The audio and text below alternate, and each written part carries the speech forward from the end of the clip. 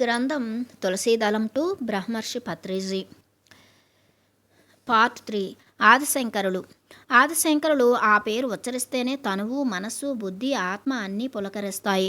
ఆదిశంకరుల తేజోవంతమైన భౌతిక శరీరాన్ని మనోచక్షువుతో ఊహించగలగటంతోనే మన భౌతిక కాయం పులకిస్తుంది. ఆ నిర్మలాతి నిర్మలమైన మనస్సును తలుచుకుంటేనే మన మనస్సు ఉర్రూతలూగుతుంది. ఆయన బుద్ధి తీవ్రతను ఒకంత గమనిస్తే చాలు మన బుద్ధి తీవ్రతరం అవుతుంది. ఆ మహోన్నతమైన ఆత్మ బోధనలను దర్శించగలిగిన వాళ్ళ ఆత్మ గగుర్పాటు చెందకుండా ఉండటం అసంభవం. శ్రీశంకరుల వారు మేటి అయిన జ్ఞాని, సాటి లేని యోగి. ఆయన బ్రహ్మ జ్ఞానానికి నిదర్శనం. ఆయన మ్రోగించిన అద్వైత భేరే. ఆయన మహత్యాలు మచ్చుకు. ఒకటి, భౌతిక కాయాన్ని అంటే మాంసపిండాన్ని మంత్రపిండంగా చేసి ఇష్టం వచ్చిన ప్రదేశాలకు క్షణకాలంలో వెళ్ళగలగడం. 2, పరకాయ ప్రవేశ విద్యను కేళీ విలాసప్రాయంగా చేయగలగడం. పిరమిడ్ స్పిరిచువల్ సొసైటీ ధ్యానులందరికీ శ్రీశంకరుల వారు ధృవతార. ప్రతి ఒక్కరూ శంకరులుగా కావాలి. అదే ఆదిశంకరులు కోరుకునేది. అందుకు అనుమాత్రమైన తక్కువ ధ్యేయం పెట్టుకుంటే ఆయన పకపక నవ్వుతాడు, అవహేళన చేస్తాడు. శంకరుల ఆధ్యాత్మిక బోధనలలో కోహినూరు వజ్రం లాంటిదైన భజగోవిందం ముఖ్యంగా పిరమిడ్ ధ్యానులందరి జీవితాలలో విడదీయలేని అంతర్భాగం అయ్యింది. ప్రతి ధ్యానం క్లాసులోనూ శిక్షణా శిబిరంలోనూ భజగోవింద శ్లోకాలు గానం చేయబడకపోతే ఆ ధ్యాన క్లాసు సారవిహీనంగా, కళారహితంగా ఉండటం మనందరికీ ప్రత్యక్ష అనుభవం. పిరమిడ్ స్పిరిచువల్ సొసైటీస్ ఫిలాసఫీ అన్నది బుద్ధుడి యొక్క, శంకరుడి యొక్క, జీసస్ క్రైస్ట్ యొక్క, మహమ్మద్ యొక్క, మహావీరుడి యొక్క అద్భుతమైన ధ్యాన ప్రకాశాలతో ఆవిర్భవించినదే. పిరమిడ్ ఫిలాసఫీ అన్నది వారందరి బోధనలతో సంపూర్ణంగా నిండి ఉండి నభూతో నభవిష్యతి అన్న విధంగా పరిపుష్టమైనదే. శ్రీశంకరుల వారి పాదపద్మాలకు పిరమిడ్ స్పిరిచువల్ సొసైటీ ధ్యానుల అందరి వినమ్ర వందనాలు, పూర్వక మూడ్పులు. ఓ మహాస్వామి, మీరు మాలో ఉన్నారు, మీరు మా వెంట ఉన్నారు, మాతో కలిసి అద్వైతంగా ఉన్నారు. బుద్ధం శరణం గచ్చామి. జన్మ జన్మలకు బుద్ధం శరణం గచ్చామి అన్న సూత్రం తప్ప అన్యథా శరణం నాస్తి. ఎవరికైనా ఏ లోకంలోనైనా, మానవుడి మొట్టమొదటి జన్మలో అయినా సరే, మానవుడి మధ్య జన్మలో అయినా సరే, మానవుడి చివరి జన్మలలో అయినా సరే, బుద్ధం శరణం గచ్చామి అన్న సూత్రం తప్ప వేరే శరణు అసంభవం. ఎందుకంటే పిల్లల నుంచి వృద్ధుల వరకు, పామరుల నుంచి పండితుల వరకు, సామాన్యుల నుంచి అసామాన్యుల వరకు, శైశవాత్మల నుంచి వృద్ధాత్మల వరకు అందరికీ సరిసమానంగా వర్తించేది, అందరినీ సరిసమానంగా వృద్ధి పరిచేది తప్పితే విశ్వసృష్టిలో మరొకటి లేదు. బుద్ధుడి ప్రతి పలుకు దివ్యం దివ్యం, బుద్ధుడి ప్రతి చూపు దివ్యం దివ్యం, బుద్ధుడి ప్రతి కదలిక దివ్యం దివ్యం, బుద్ధుడి ప్రతి మౌనము దివ్యం దివ్యం, బుద్ధుడు ఆచరించిన ధ్యానమే ధ్యానం, బుద్ధుడు ప్రవచించిన జ్ఞానమే జ్ఞానం, బుద్ధుడు జీవించిన జీవనమే జీవనం. పిరమిడ్ స్పిరిచువల్ సొసైటీ ధ్యానుల ధ్యానరీతి, జ్ఞానరీతి, జీవన తీరు ఆ గౌతమ బుద్ధుని ధ్యానరీతి, జ్ఞానరీతి, జీవన రీతులలో సరిసమానంగా తూగగలగాలి. తత్లక్ష్య సాధన కోసం మన అందరి జీవితం అంకితం. బుద్ధం శరణం గచ్చామి, బుద్ధం శరణం గచ్చామి, బుద్ధం శరణం గచ్చామి. మనస్సు, బుద్ధి. పత్రిజీ. కర్మానుసారిణి బుద్ధి. నేను అంటే శరీరం, మనస్సు, బుద్ధి. మొదటి సంగతి అందరికీ తెలుసు. ఇక రెండవది మనస్సు. ప్రపంచం మనకి ఇచ్చిందే మనస్సు. పుట్టినప్పటి నుంచి మనం పెరిగిన ఇంటి వాతావరణం, తల్లిదండ్రుల అభిప్రాయాలు, ఇతర కుటుంబ పెద్దల శుద్ధులు, ఇవి అన్నీ వెరసి మనస్సును మనకు ఇస్తుంది. ఈ మనస్సు అన్నదే మానవ జీవితాలను పరిపరి దిశలలో లాగుతూ ఉంటుంది. మనస్సుకు లోనైన వాడు సుఖదుఖాలను రాత్రి పగలు ఎండవానల ఎడతెరపు లేకుండా అనుభవిస్తూ ఉంటాడు. ఇకపోతే మూడవదే బుద్ధి. ప్రపంచం మనకు ఇచ్చేది మనస్సు అయితే మనకు మనం సువిచారణతో, సాధనతో ఇచ్చుకునేదే బుద్ధి. అలాగే పూర్వజన్మలలోని అనంత కర్మల సారాంశమే బుద్ధి. కనుకనే కర్మానుసారిణి బుద్ధి అన్నారు.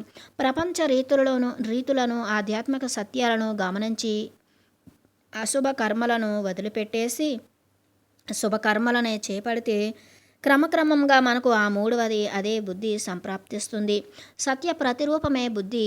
ధర్మ ప్రతిరూపమే బుద్ధి, జ్ఞాన ప్రతిరూపమే బుద్ధి. బుద్ధి లేని మానవుడు శాంతి లేని జీవుడు. బుద్ధి ఉన్న మానవుడు జీవుడు ముక్త పురుషుడు. ప్రపంచం బుద్ధిని ఇవ్వదు.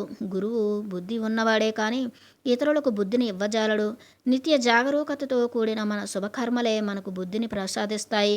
కనుక శుభకర్మలనే చేపడదాం, బుద్ధినే సాధిద్దాం, బుద్ధుల్లం అవుదాం. మహాభాగ్యం. పత్రిజీ. మనిషికి శారీరక పరంగా ఆరోగ్యమే మహాభాగ్యం. మనిషికి మానసిక పరంగా ప్రశాంతతే మహాభాగ్యం. మనిషికి బుద్ధిపరంగా శాస్త్రీయ దృక్పథమే మహాభాగ్యం. మనిషికి సామాజిక పరంగా శాస్త్రీయ ప్రాణమిత్రులు ఉండటమే మహాభాగ్యం. మనిషికి ఆధ్యాత్మిక పరంగా దివ్య చక్షువు ఉత్తేజితమై ఉండటమే మహాభాగ్యం. మనిషికి ఆహారపరంగా 2 రోజులకు రోజు 2 పూటల రుచికరమైన తిండి ఉండటమే మహాభాగ్యం. అదేవిధంగా 2 రోజులకు ఒక రోజు పూర్తి లంకనం చేయడమే మహాభాగ్యం. మనిషికి కుటుంబపరంగా పరస్పరానుకూల దాంపత్యం ఉండటమే మహాభాగ్యం. కష్టపడి చెమటోడ్చి సంపాదించిన ధనమే మహాభాగ్యం. మహాభాగ్యం అన్న పదానికి ఇవి సరైన అర్థాలు, సరైన వివరణలు. తనకు తాను చూసుకున్న తర్వాత ఒకరిద్దరికి ప్రతిరోజు కొంత సమయాన్ని, కొంత శక్తిని కేటాయించగలగడమే మహాభాగ్యం. ఎన్ని కష్టాలు ఆపదలు వచ్చినా ఎప్పటికప్పుడు సొంత కాళ్ళ మీద నిలబడగలగడమే మహాభాగ్యం.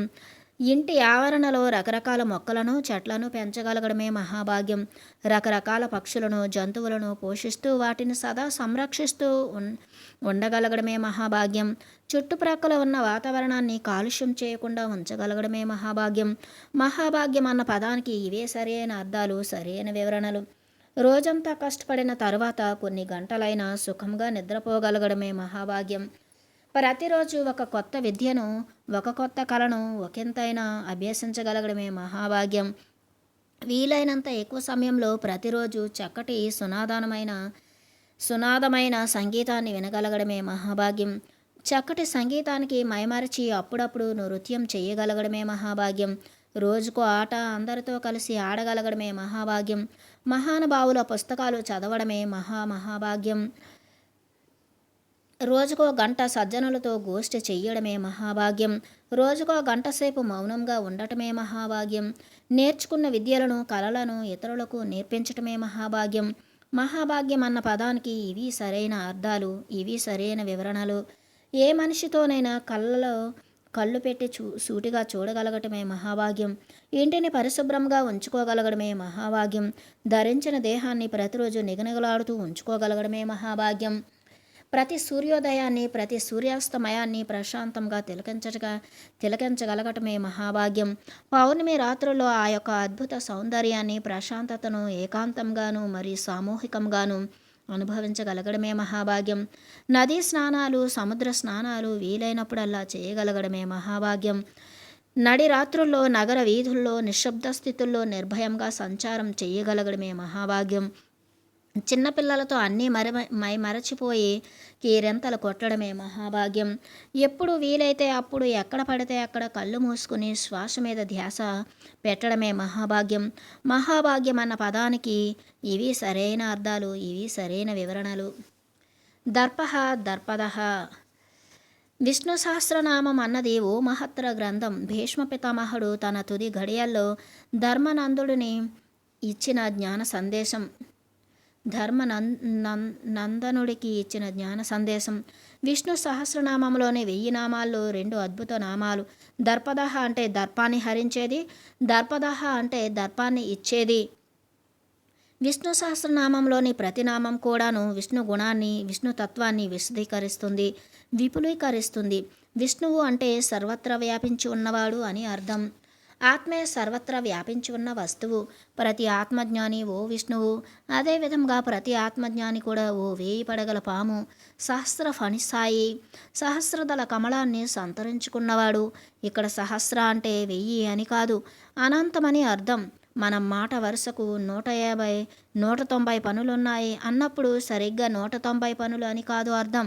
ఒక ఆత్మజ్ఞాని యొక్క అనంతమైన గుణగణాలలో ఒక 1000ని మాత్రం విశదీకరించి చెప్పినవాడు భీష్మ పితామహుడు. విష్ణు సహస్రనామంలోని ప్రతి నామము ఒక అద్భుతమైన పాఠం. ప్రతి పిరమిడ్ ధ్యాని కూడా విధిగా చదవవలసిన గ్రంథం విష్ణు సహస్రనామం. ఇక దర్పహ దర్పదహ అన్న నామాల దగ్గరకు వద్దాం. ఆత్మజ్ఞానం కలిగినప్పుడు నాకే తెలుసు అన్న దర్పం హరించుకుపోతుంది. అదే దర్పదహ అంటే. ఆత్మజ్ఞాని కానివాడు ఇతర ఆత్మజ్ఞానులను చూడలేడు కనుక తనకన్నా మించిన వారు ఎవ్వరూ లేరు అనుకుంటాడు. తనకున్న ఏవో చిల్లర వాటిని చూసుకుంటూ అహంకారి అయి తిరుగుతూ ఉంటాడు.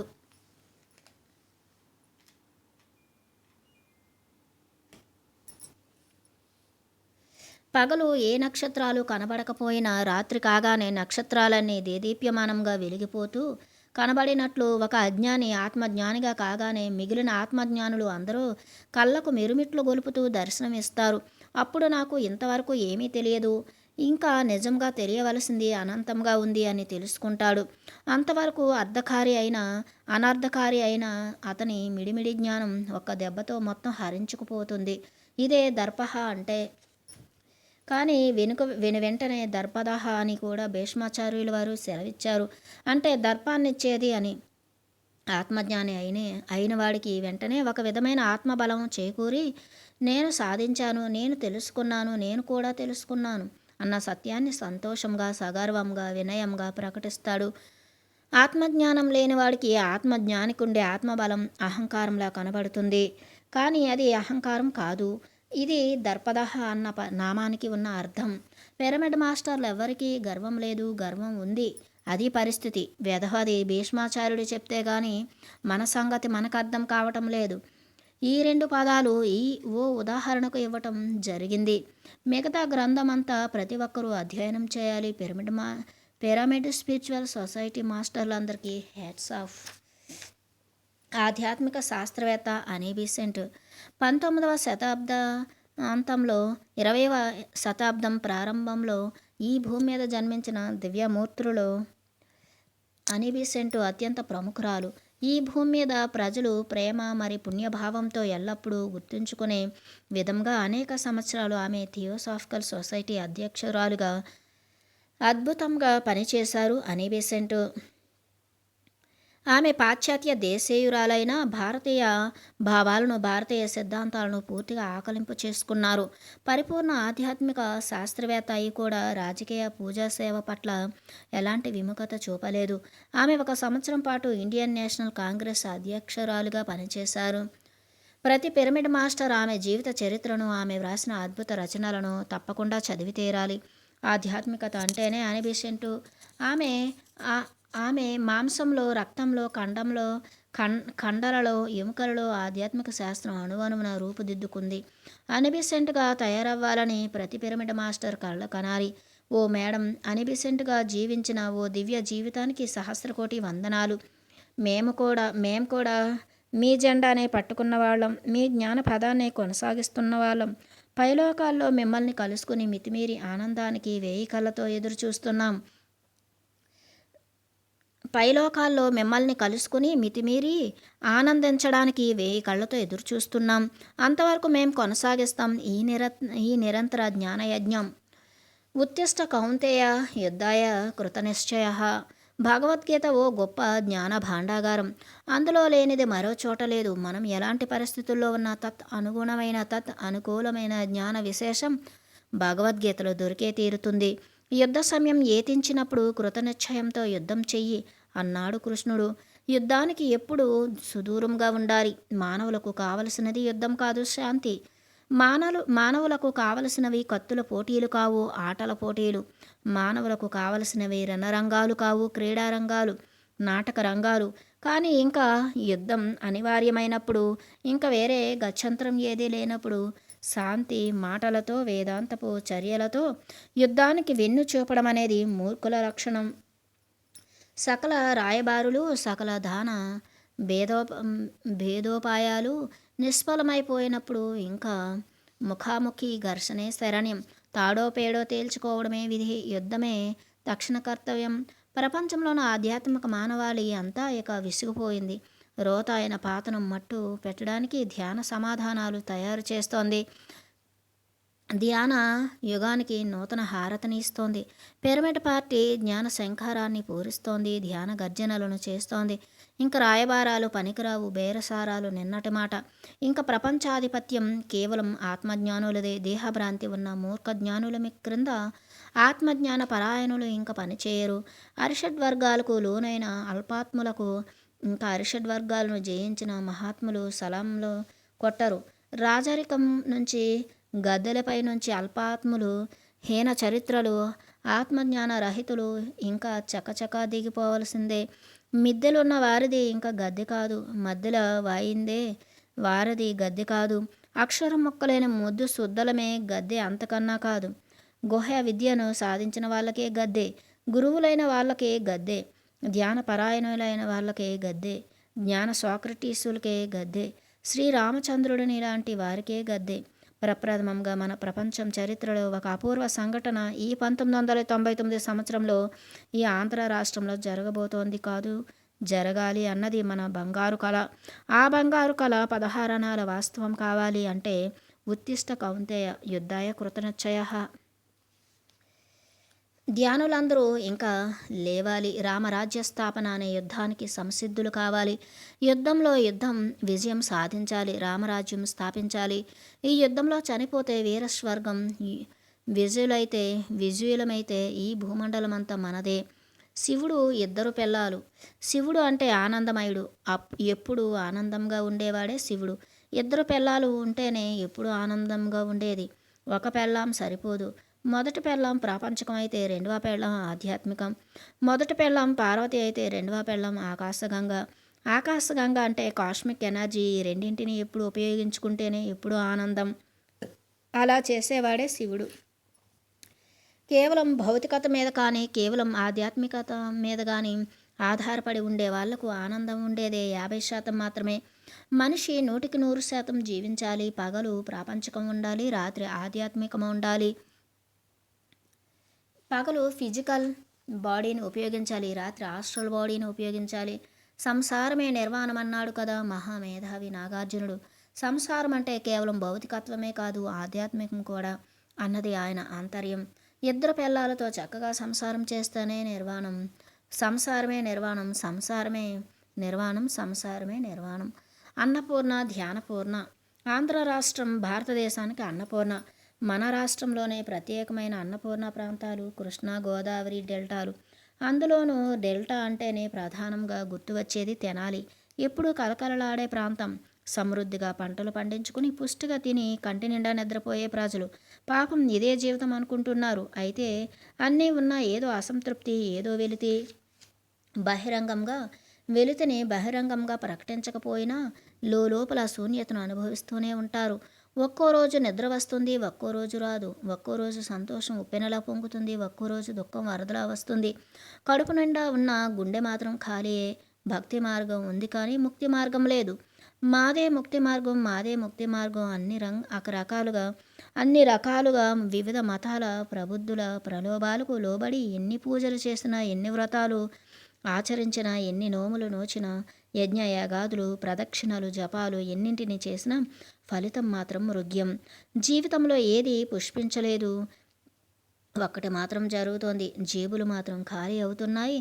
అయితే ప్రస్తుతం పిరమిడ్ స్పిరిచువల్ సొసైటీలు ఆవిర్భవిస్తున్నాయి. ప్రబుద్ధులు కాకుండా నిజమైన బుద్ధులు రంగప్రవేశం చేస్తున్నారు. అన్నపూర్ణ అయిన ఆంధ్ర రాష్ట్రం ధ్యానపూర్ణంగా మారిపోతోంది. ధ్యానం వల్లనే జ్ఞానం, జ్ఞానం వల్లనే ముక్తి అని అందరూ తెలుసుకునే రోజులు వచ్చేశాయి. రాజగురువు. పూర్వకాలంలో రాజులకు రాజగురువులు ఉండేవారు. దశరథుడికి వశిష్ఠులు, విశ్వామిత్రుడు రాజగురువు. పాండవులకు శ్రీకృష్ణుడు రాజగురువు లేని రాజ్య ప్రభుత్వం చుక్కాని లేని పడవ లాంటిది. ఆధ్యాత్మికత లేని సామాజికత, ప్రాపంచికత గమ్యం లేని గమనం వంటివి. ఆత్మజ్ఞాన రహితమైన ప్రాపంచికత ఎప్పటికైనా నిరాశనే, అసంతృప్తిని కలిగిస్తుంది. మనకు కావాల్సింది రామరాజ్యం, మరి శ్రీకృష్ణ రాజ్యం. రాముడిలాగా, శ్రీకృష్ణుడిలాగా మనం కూడా ఆధ్యాత్మిక శాస్త్రజ్ఞులమైతేనే రామరాజ్యం, శ్రీకృష్ణ రాజ్యం అన్నవి నెలకొనేవి. వశిష్ఠుల వారి దగ్గర జ్ఞానాభ్యాసం చేస్తేనే దశరథుడి ప్రప్రథమ పుత్రుడు శ్రీరామచంద్రుడు ప్రభువు అయ్యాడు. సాందీపుడు దగ్గర జ్ఞానాభ్యాసం చేస్తేనే దేవకీనందనుడు శ్రీకృష్ణుడు భగవానుడు అయ్యాడు. ఇక భారతదేశంలో కూడా రామరాజ్యం, శ్రీకృష్ణ రాజ్యం వచ్చి తీరాలి. ఆత్మజ్ఞానం కలవారైనా ప్రభుత్వం చేపట్టాలి, లేదా ప్రభుత్వంలో ఉన్నవారైనా ఆత్మజ్ఞానాన్ని విధిగా సమీకరించుకోవాలి, సంపాదించుకోవాలి. ధ్యాన భాగ్యం లేనిది, ఆత్మజ్ఞాన సౌభాగ్యం లేనిది ధర్మయుక్త ప్రభుత్వం అన్నది, భాగ్యయుత ప్రభుత్వం అన్నది అసంభవం. మనమందరం కలిసి ఆత్మజ్ఞాన ప్రభుత్వం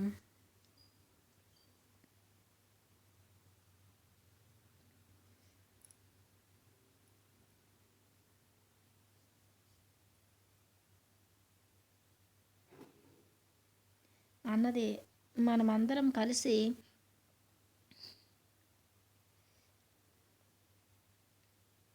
ఆత్మజ్ఞాన ప్రభుత్వం కోసం కృషి చేద్దాం. సోక్రటీస్ కన్నా కలలు సార్థకం చేద్దాం. పిరమిడ్ పార్టీ ఆఫ్ ఇండియా రాజగురువుగా వర్తమాన కాలంలో మిగిలిన రాజకీయ పార్టీలకు స్వధర్మ దిశానిర్దేశం గావిస్తుంది, స్ఫూర్తిని ఇస్తుంది, ఆధ్యాత్మిక పాఠాలను నేర్పిస్తుంది. నూతన రాజకీయ సృష్టికి నాంది పలుకుదాం. ప్రభుత్వాన్ని, ప్రజలను ఆత్మజ్ఞానయుతులుగా చేద్దాం. ప్రపంచవ్యాప్తంగా సత్యయుగాన్ని స్థాపిద్దాం. పండిత సమదర్శిన ధ్యాన విజయులైన వారు ప్రపంచంలో ఎలా విహరిస్తారు? ఏ విధంగా అంటే అద్భుతమైన సమదర్శనంతో సంచరిస్తారు, సమదర్శనంలో విహరిస్తారు. విద్యా వినయ సంపన్నే బ్రాహ్మణే గవిహస్తిని సునిచైవ స్వపాకే చ పండితా సమదర్శిన.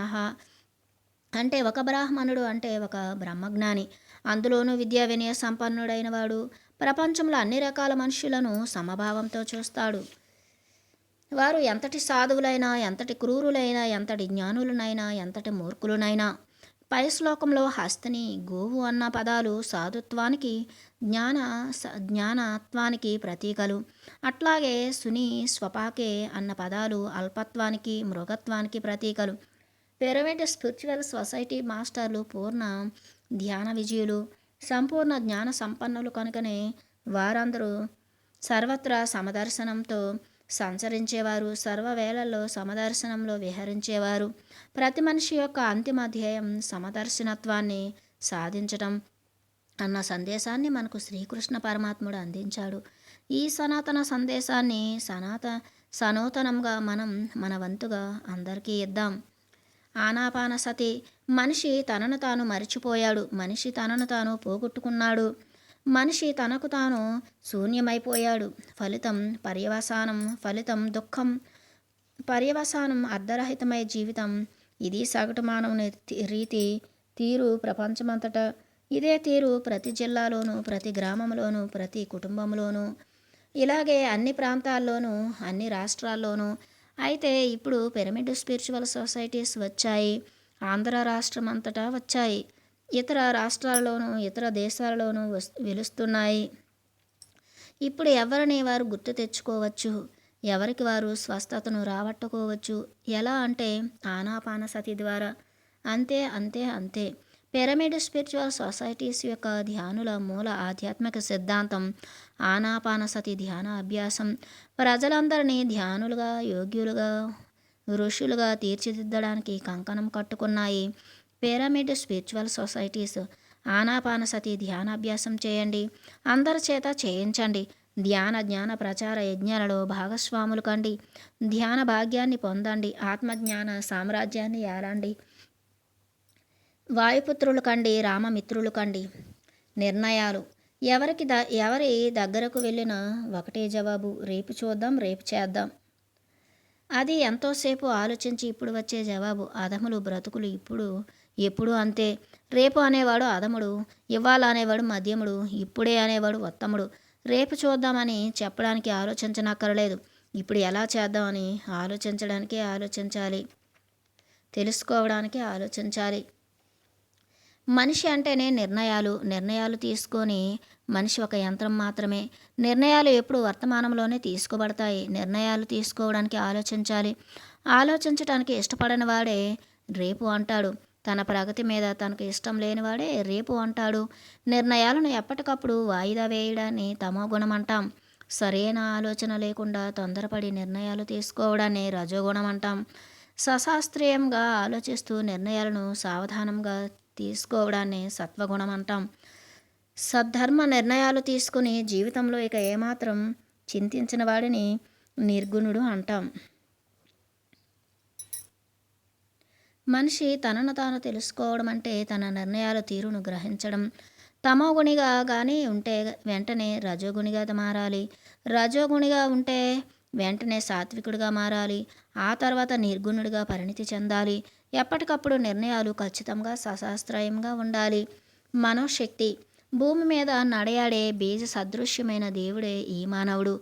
అత్యున్నత స్థితికి సక్రమంగా ఎదిగి ఊర్ధ్వలోకాలకెగిసిన మానవుడే ఆ దేవుడు. సప్త శరీరాల శక్తి స్వరూపులే ఇద్దరు. సప్త శరీరాలు సంపూర్తిగా క్రియాశీలకం కాకపోతే మానవుడు, సప్త శరీరాలు సంపూర్ణంగా క్రియాశీలకమైతే దేవుడు. మన సప్త శరీరాలు సంపూర్తిగా క్రియాశీలకమైతే మన మనోశక్తి అపరిమితం. మన సప్త శరీరాలు సంపూర్తిగా క్రియాశీలకం కాకపోతే మన మనోశక్తి పరిమితం. పరిమితులు ఉన్న దేవుడే ఈ మానవుడు.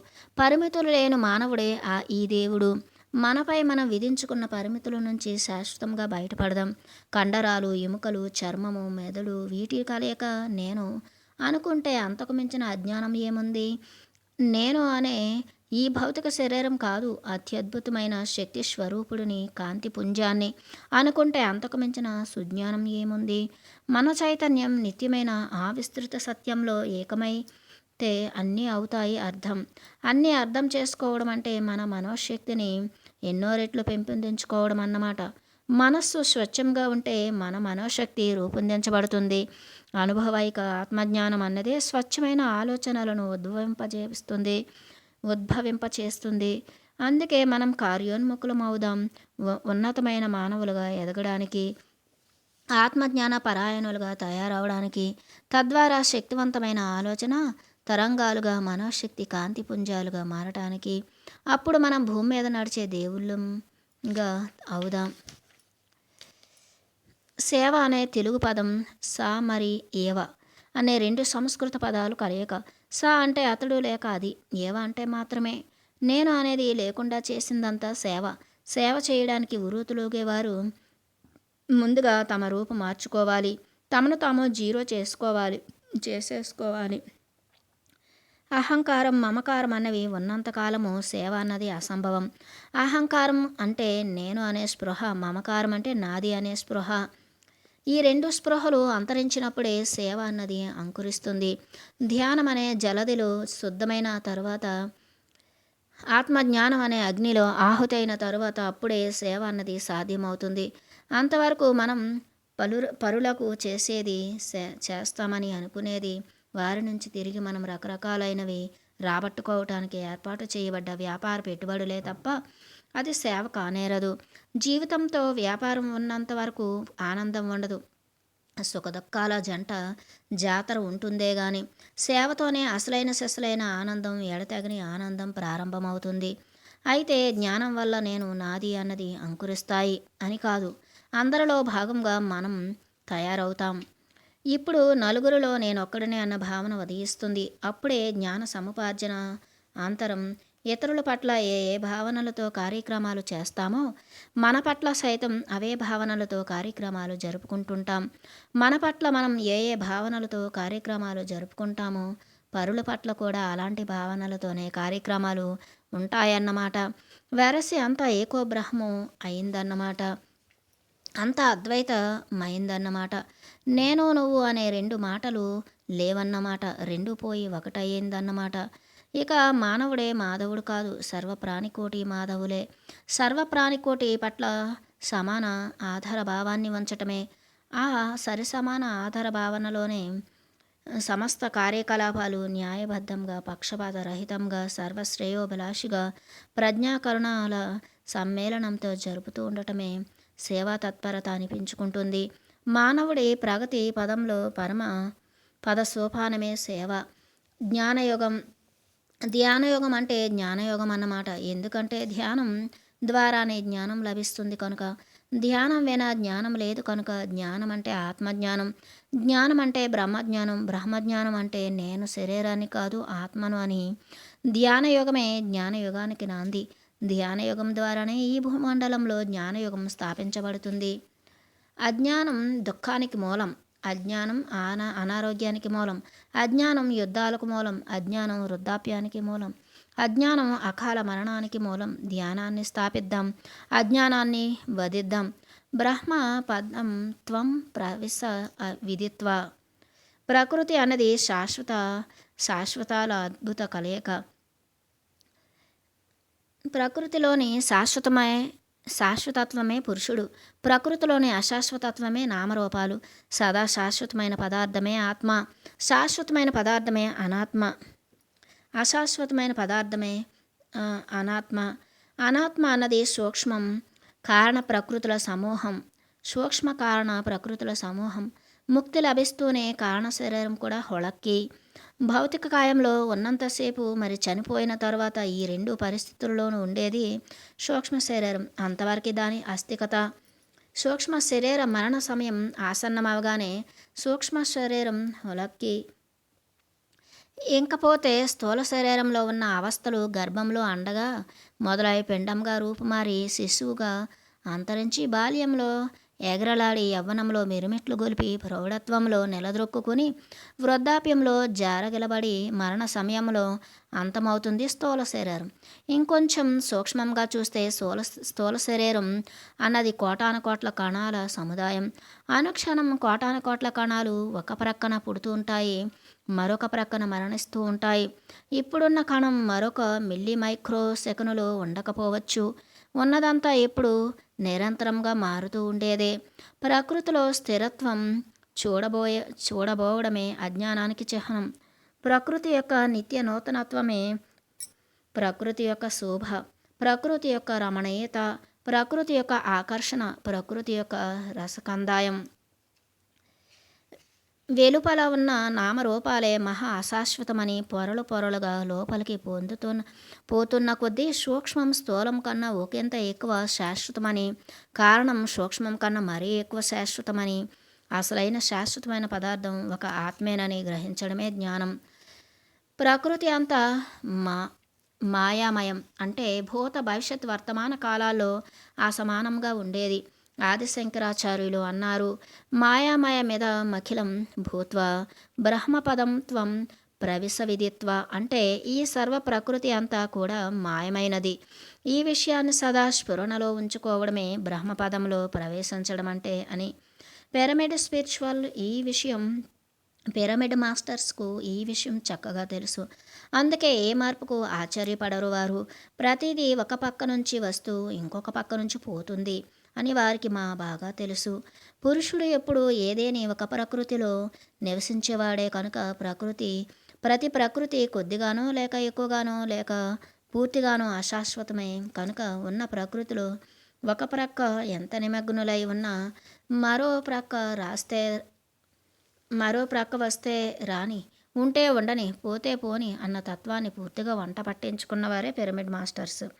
పిరమిడ్ మాస్టర్లందరికీ అతి క్లిష్టతరమైన దానిని అతి సులభ సాధ్యం చేసుకున్నవారు పిరమిడ్ మాస్టర్లు అందరూ.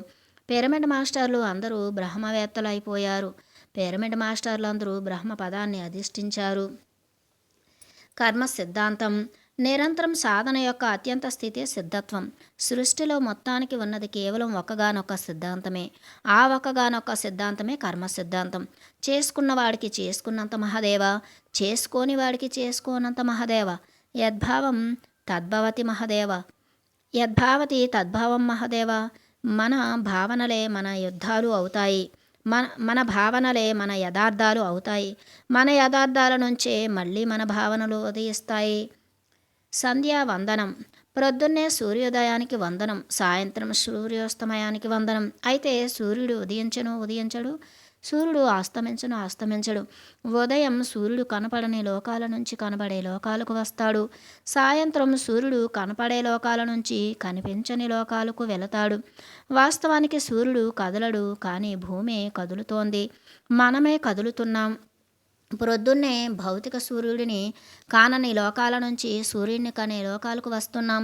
పొద్దున్నే మనమే సూర్యుడిని కనని దిశల్లో నుంచి సూర్యుడిని కనే దిశలలోనికి వస్తున్నాం. కనుక ప్రాతకాలంలో ఆ సూర్యుడికి జోహార్లు కాదు, మనకు మనమే జోహార్లు చెప్పుకోవాలి. సాయం సంధ్యలో సూర్యుడిని కనే దిశలోంచి సూర్యుని కనే దిశల్లోకి మళ్ళీ మనం మరలుతున్నాం. సూర్యుడు కనుమరుగు కావటం లేదు, మనమే కనుమరుగు వైపు మల్లుతున్నాం. వాస్తవానికి సూర్యుడు అంటే ఆత్మ సూర్యుడు, సూర్య తేజం అంటే ఆత్మ తేజం. రాత్రి నిద్రపోతున్నప్పుడు మనం శరీరం తేజం నుంచి ఆత్మతేజం వైపు మళ్ళుతున్నాం. పొద్దున్న నిద్ర లేచినప్పుడు ఆత్మతేజం నుంచి శరీర తేజంలోకి ప్రవేశిస్తున్నాం. ఈ రెండు సమయాలే వాస్తవానికి సంధ్యా సమయాలు. ఆ సంధ్యా సమయాలలో ఎరుకలో ఉండడమే సంధ్యావందనం అంటే.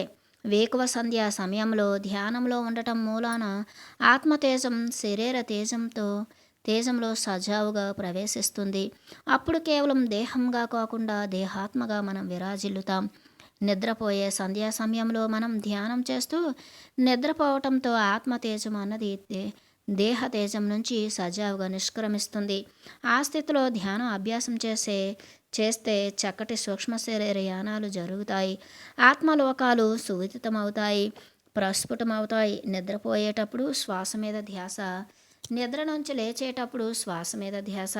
రాత్రి శరీర ఆత్మ సంధ్య వేళల్లో సంధ్యావందనం, వేకువ ఆత్మ శరీర సంధ్యవేళలో సంధ్యావందనం.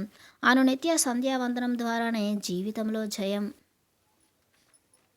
రామాయణం. రామాయణం అంటే శ్రీరాముడి కథ. శ్రీరాముడి కథ అంటే ఒకటే, పితృవాక్య పరిపాలన. పిరమిడాయనం అంటే పిరమిడ్ మాస్టర్ల కథ. పిరమిడ్ మాస్టర్ల కథ అంటే సత్యవాక్ పరిసాధన. వాక్కులు మూడు రకాలు, ఒకటి చెడు వాక్కులు, మంచి వాక్కులు, మూడు సత్యవాక్కులు. పిరమిడ్ మాస్టర్లు అందరూ సత్యవాక్ పరిసాధకులు. ఆత్మ గురించి మాట్లాడే సత్యవాక్కులు, ఆత్మానుభవం నుంచి వచ్చేవే సత్యవాక్కులు. అందరినీ ఆత్మలుగా సంబోధిస్తూ పలికే పలుకులే సత్యవాక్కులు. సత్యం శరణం గచ్చామి, సత్యవాక్ శరణం గచ్చామి, సత్యవాక్ అభ్యాసం శరణం గచ్చామి. సంక్రాంతి. క్రాంతి అంటే జ్ఞాన ప్రకాశం. జ్ఞాన ప్రకాశం అంటే ఇంగ్లీష్లో ఎన్లైటన్మెంట్ అంటాం. సమ్ అంటే కూడుకొని ఉన్న అని అర్థం. వెరసి సంక్రాంతి అంటే జ్ఞాన ప్రకాశంతో కూడుకొని ఉన్నది అని అర్థం. జీవితంలో అనుక్షణం సంక్రాంతి ఉండాలి. ఒక్క క్షణం కూడాను క్రాంతి లేకుండా ఉండకూడదు. ఇది ఎలా సాధ్యం? ఒకటే మార్గం, దాని పేరు ఆనాపానసతి అభ్యాసం. ఆనాపానసతి అభ్యాసమే ఏ క్రాంతికారుడి సందేశమైన. ఆనాపానసతి అభ్యాసమే ఈవో యోగి వరుణ్యుడి జీవితమైన. పిల్లల పెంపకం. ప్రపంచంలో మొట్టమొదటగా అతి కష్టమైనది ఆత్మానుభవం, తరువాత పిల్లల పెంపకం. ఉట్టికి ఎగురులేనమ్మట స్వర్గానికి కోరుకున్నట్లు తామెవరో తాము తెలియని వాళ్ళు పిల్లలను ఎలా పెంచగలరు? తన్ను తాను తెలుసుకున్న తర్వాతే నిజానికి పెళ్లి చేసుకోవాలి, పిల్లల్ని కని పెంచాలి. ఆత్మజ్ఞానం లేని వాళ్ళు పిల్లల్ని కనవచ్చు, కానీ వాళ్ళని పెంచే అర్హత వారికి ఉండదు. పూర్వపు రోజుల్లో గురుకులాల్లో పిల్లలందరూ పెరిగినట్లు ఈ రోజుల్లో కూడా అలాగే జరగాలి. ఏ ప్రాణైనా ఒకనొక ప్రాణిని పుట్టించగలదు. అది ప్రాణి యొక్క గొప్పతనం కాదు, అది ప్రకృతి యొక్క మహత్తు. అలాగే మానవుల జననం కూడాను ప్రకృతి సహజంగానే జరుగుతూ ఉంటుంది. అయితే మానవుల పెంపకం అనేది కేవలం శరీరాల పెంపకం కాజాలదు. మేధా సంపన్నత్వం సమకూరాలి. కనుక పూర్ణ వికాసులై మానవుల వల్లనే ఆ పెంపకం సాధ్యం. మేధస్సు యొక్క పూర్ణ వికాసం అనేది ఆత్మానుభవం ద్వారానే మొదలవుతుంది. క్రమక్రమంగా ఆత్మ విజ్ఞానంలో నిష్ణాతులైనప్పుడే అది పరిపూర్ణమవుతుంది. ఈ సిద్ధాంతాన్ని 2500 సంవత్సరాలకు పూర్వం సోక్రటీస్ విశేషంగా ప్రవచించాడు. పిల్లల పెంపకం అన్నది ఆయన యొక్క అతి ముఖ్యమైన బోధనా సారాంశం. హిందూ ధర్మంలో కూడాను బ్రహ్మచర్యాశ్రమం తరువాతే గృహస్థాశ్రమం ధర్మంగా నిర్వచించబడింది. బ్రహ్మ జ్ఞానంలో చరించే వాళ్ళే బ్రహ్మచారులు. శిష్యత్వం పోయి బాలత్వం వస్తూనే నేటి బాలురే రేపటి పౌరులు. కనుక ఆ బాలబాలికలకు ఉపనయన కార్యక్రమం నిర్వహించడమే హిందూ ధర్మంలో ప్రధానాంశం. ఉపనయనం అంటే మూడవ కన్ను అని కూడా అంటాం. దివ్య దృష్టి, దివ్య శ్రవణం, దివ్యయానం మొదలైనవన్నీ దీని క్రిందికే వస్తాయి. బ్రహ్మోపదేశం చేస్తారు అంటే తత్వమసి, నువ్వే దేవుడు, అహం బ్రహ్మాస్మి, నేను దేవుడు అన్నవి ప్రబోధిస్తారు. అయితే మూడవ కన్ను అన్నది ధ్యానాభ్యాసం ద్వారానే అంకురిస్తుంది. ధ్యానయోగం అంటే చిత్తవృత్తి నిరోధం. ఇది కేవలం ఆనాపానసతి లేక శ్వాస మీద ధ్యాస ద్వారానే సాధ్యం.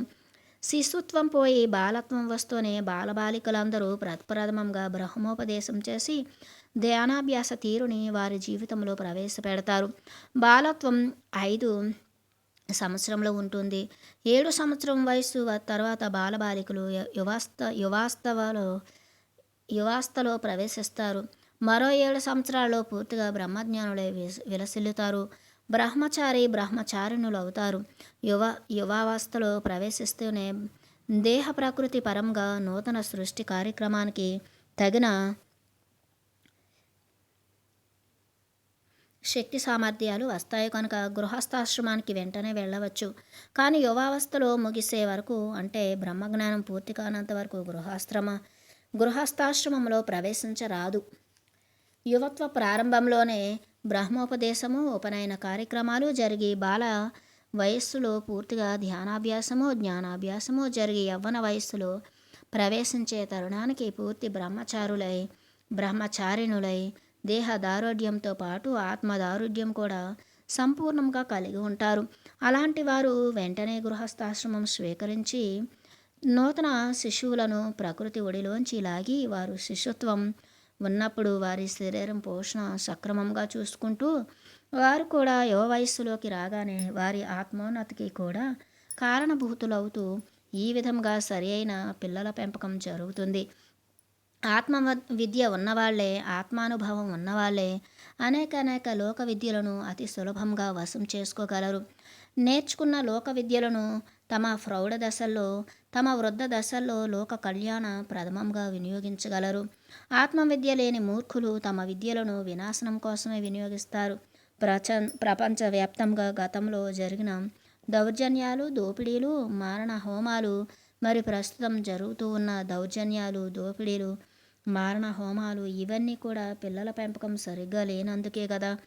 జన్మతః స్వచ్ఛమైన పిల్లలు స్వార్థపూరితులై అస్వచ్ఛమైన పెద్దలుగా మారినందుకే కదా.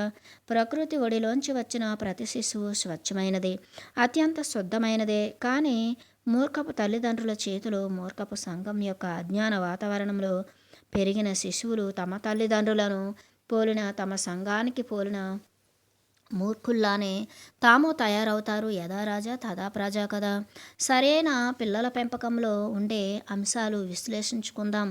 1. శిశు అవస్థలో ఉన్నప్పుడు సరైన ఆహారం ఇవ్వాలి. అంటే కేవల శాకాహారం మాత్రమే అలవాటు చేయాలి. 2. తల్లి ఎప్పుడు శిశువును వదిలి ఉండరాదు. విధి లేని పరిస్థితుల్లో తప్ప మామూలు పరిస్థితుల్లో శిశువు తల్లిదండ్రుల దగ్గరే పెరగాలి. 3. బాల్యావస్థలో ప్రవేశిస్తూనే నూతన బాలబాలికలకు బ్రహ్మజ్ఞానం ప్రబోధించాలి. వారి చేత ధ్యానాభ్యాసం చేయించాలి. వారి ధ్యాన అనుభవాలను శ్రద్ధతో గ్రహించాలి. 4. యువావస్థారంభంలో బ్రహ్మజ్ఞానంతో పాటు లోక విద్యలు కూడా ప్రారంభం చేయాలి. 5. బాలబాలికలను బాలికలుగా చూడకూడదు. వారు కూడా ఎన్నో జన్మల నుంచి ఎన్నో అనుభవాలను పొందిన ఎందరో మహాత్ములై ఉంటారు. ఏ పుట్టలో ఏ పాము ఉన్నదో కదా. కొద్దిమంది బాలబాలికలే ప్రథమ మానవ జన్మలో ఉండినవారు ఉంటారు. చిన్నపిల్లలతో వ్యవహరిస్తున్నప్పుడు పెద్దవాళ్ళతో ఎలా వ్యవహరిస్తామో అలానే వ్యవహరించాలి. వాళ్ళ ఇష్టాలు తెలుసుకోవాలి. మన ఇష్టాలు వాళ్ళపై రుద్దకూడదు. 6. పిల్లలకు నిర్భయులుగా చేయడం పెద్దవాళ్ళ ప్రథమ కర్తవ్యం. సర్వ విద్యా పారంగతులుగా, సకల కళా కోవిదులుగా చేయడం పూర్ణ ఉద్దేశ్యం. 7. నేటి స్కూళ్ళు అన్నీ నాటి గురుకులాలుగా తయారవ్వాలి. నాటి గురుకులాలలో ధ్యానం ప్రథమ స్థానాన్ని ఆక్రమించుకుని ఉండేవి. నేటి స్కూళ్ళల్లో కూడాను అవన్నీ తిరిగి ప్రథమ స్థానాన్ని ఆక్రమించాలి.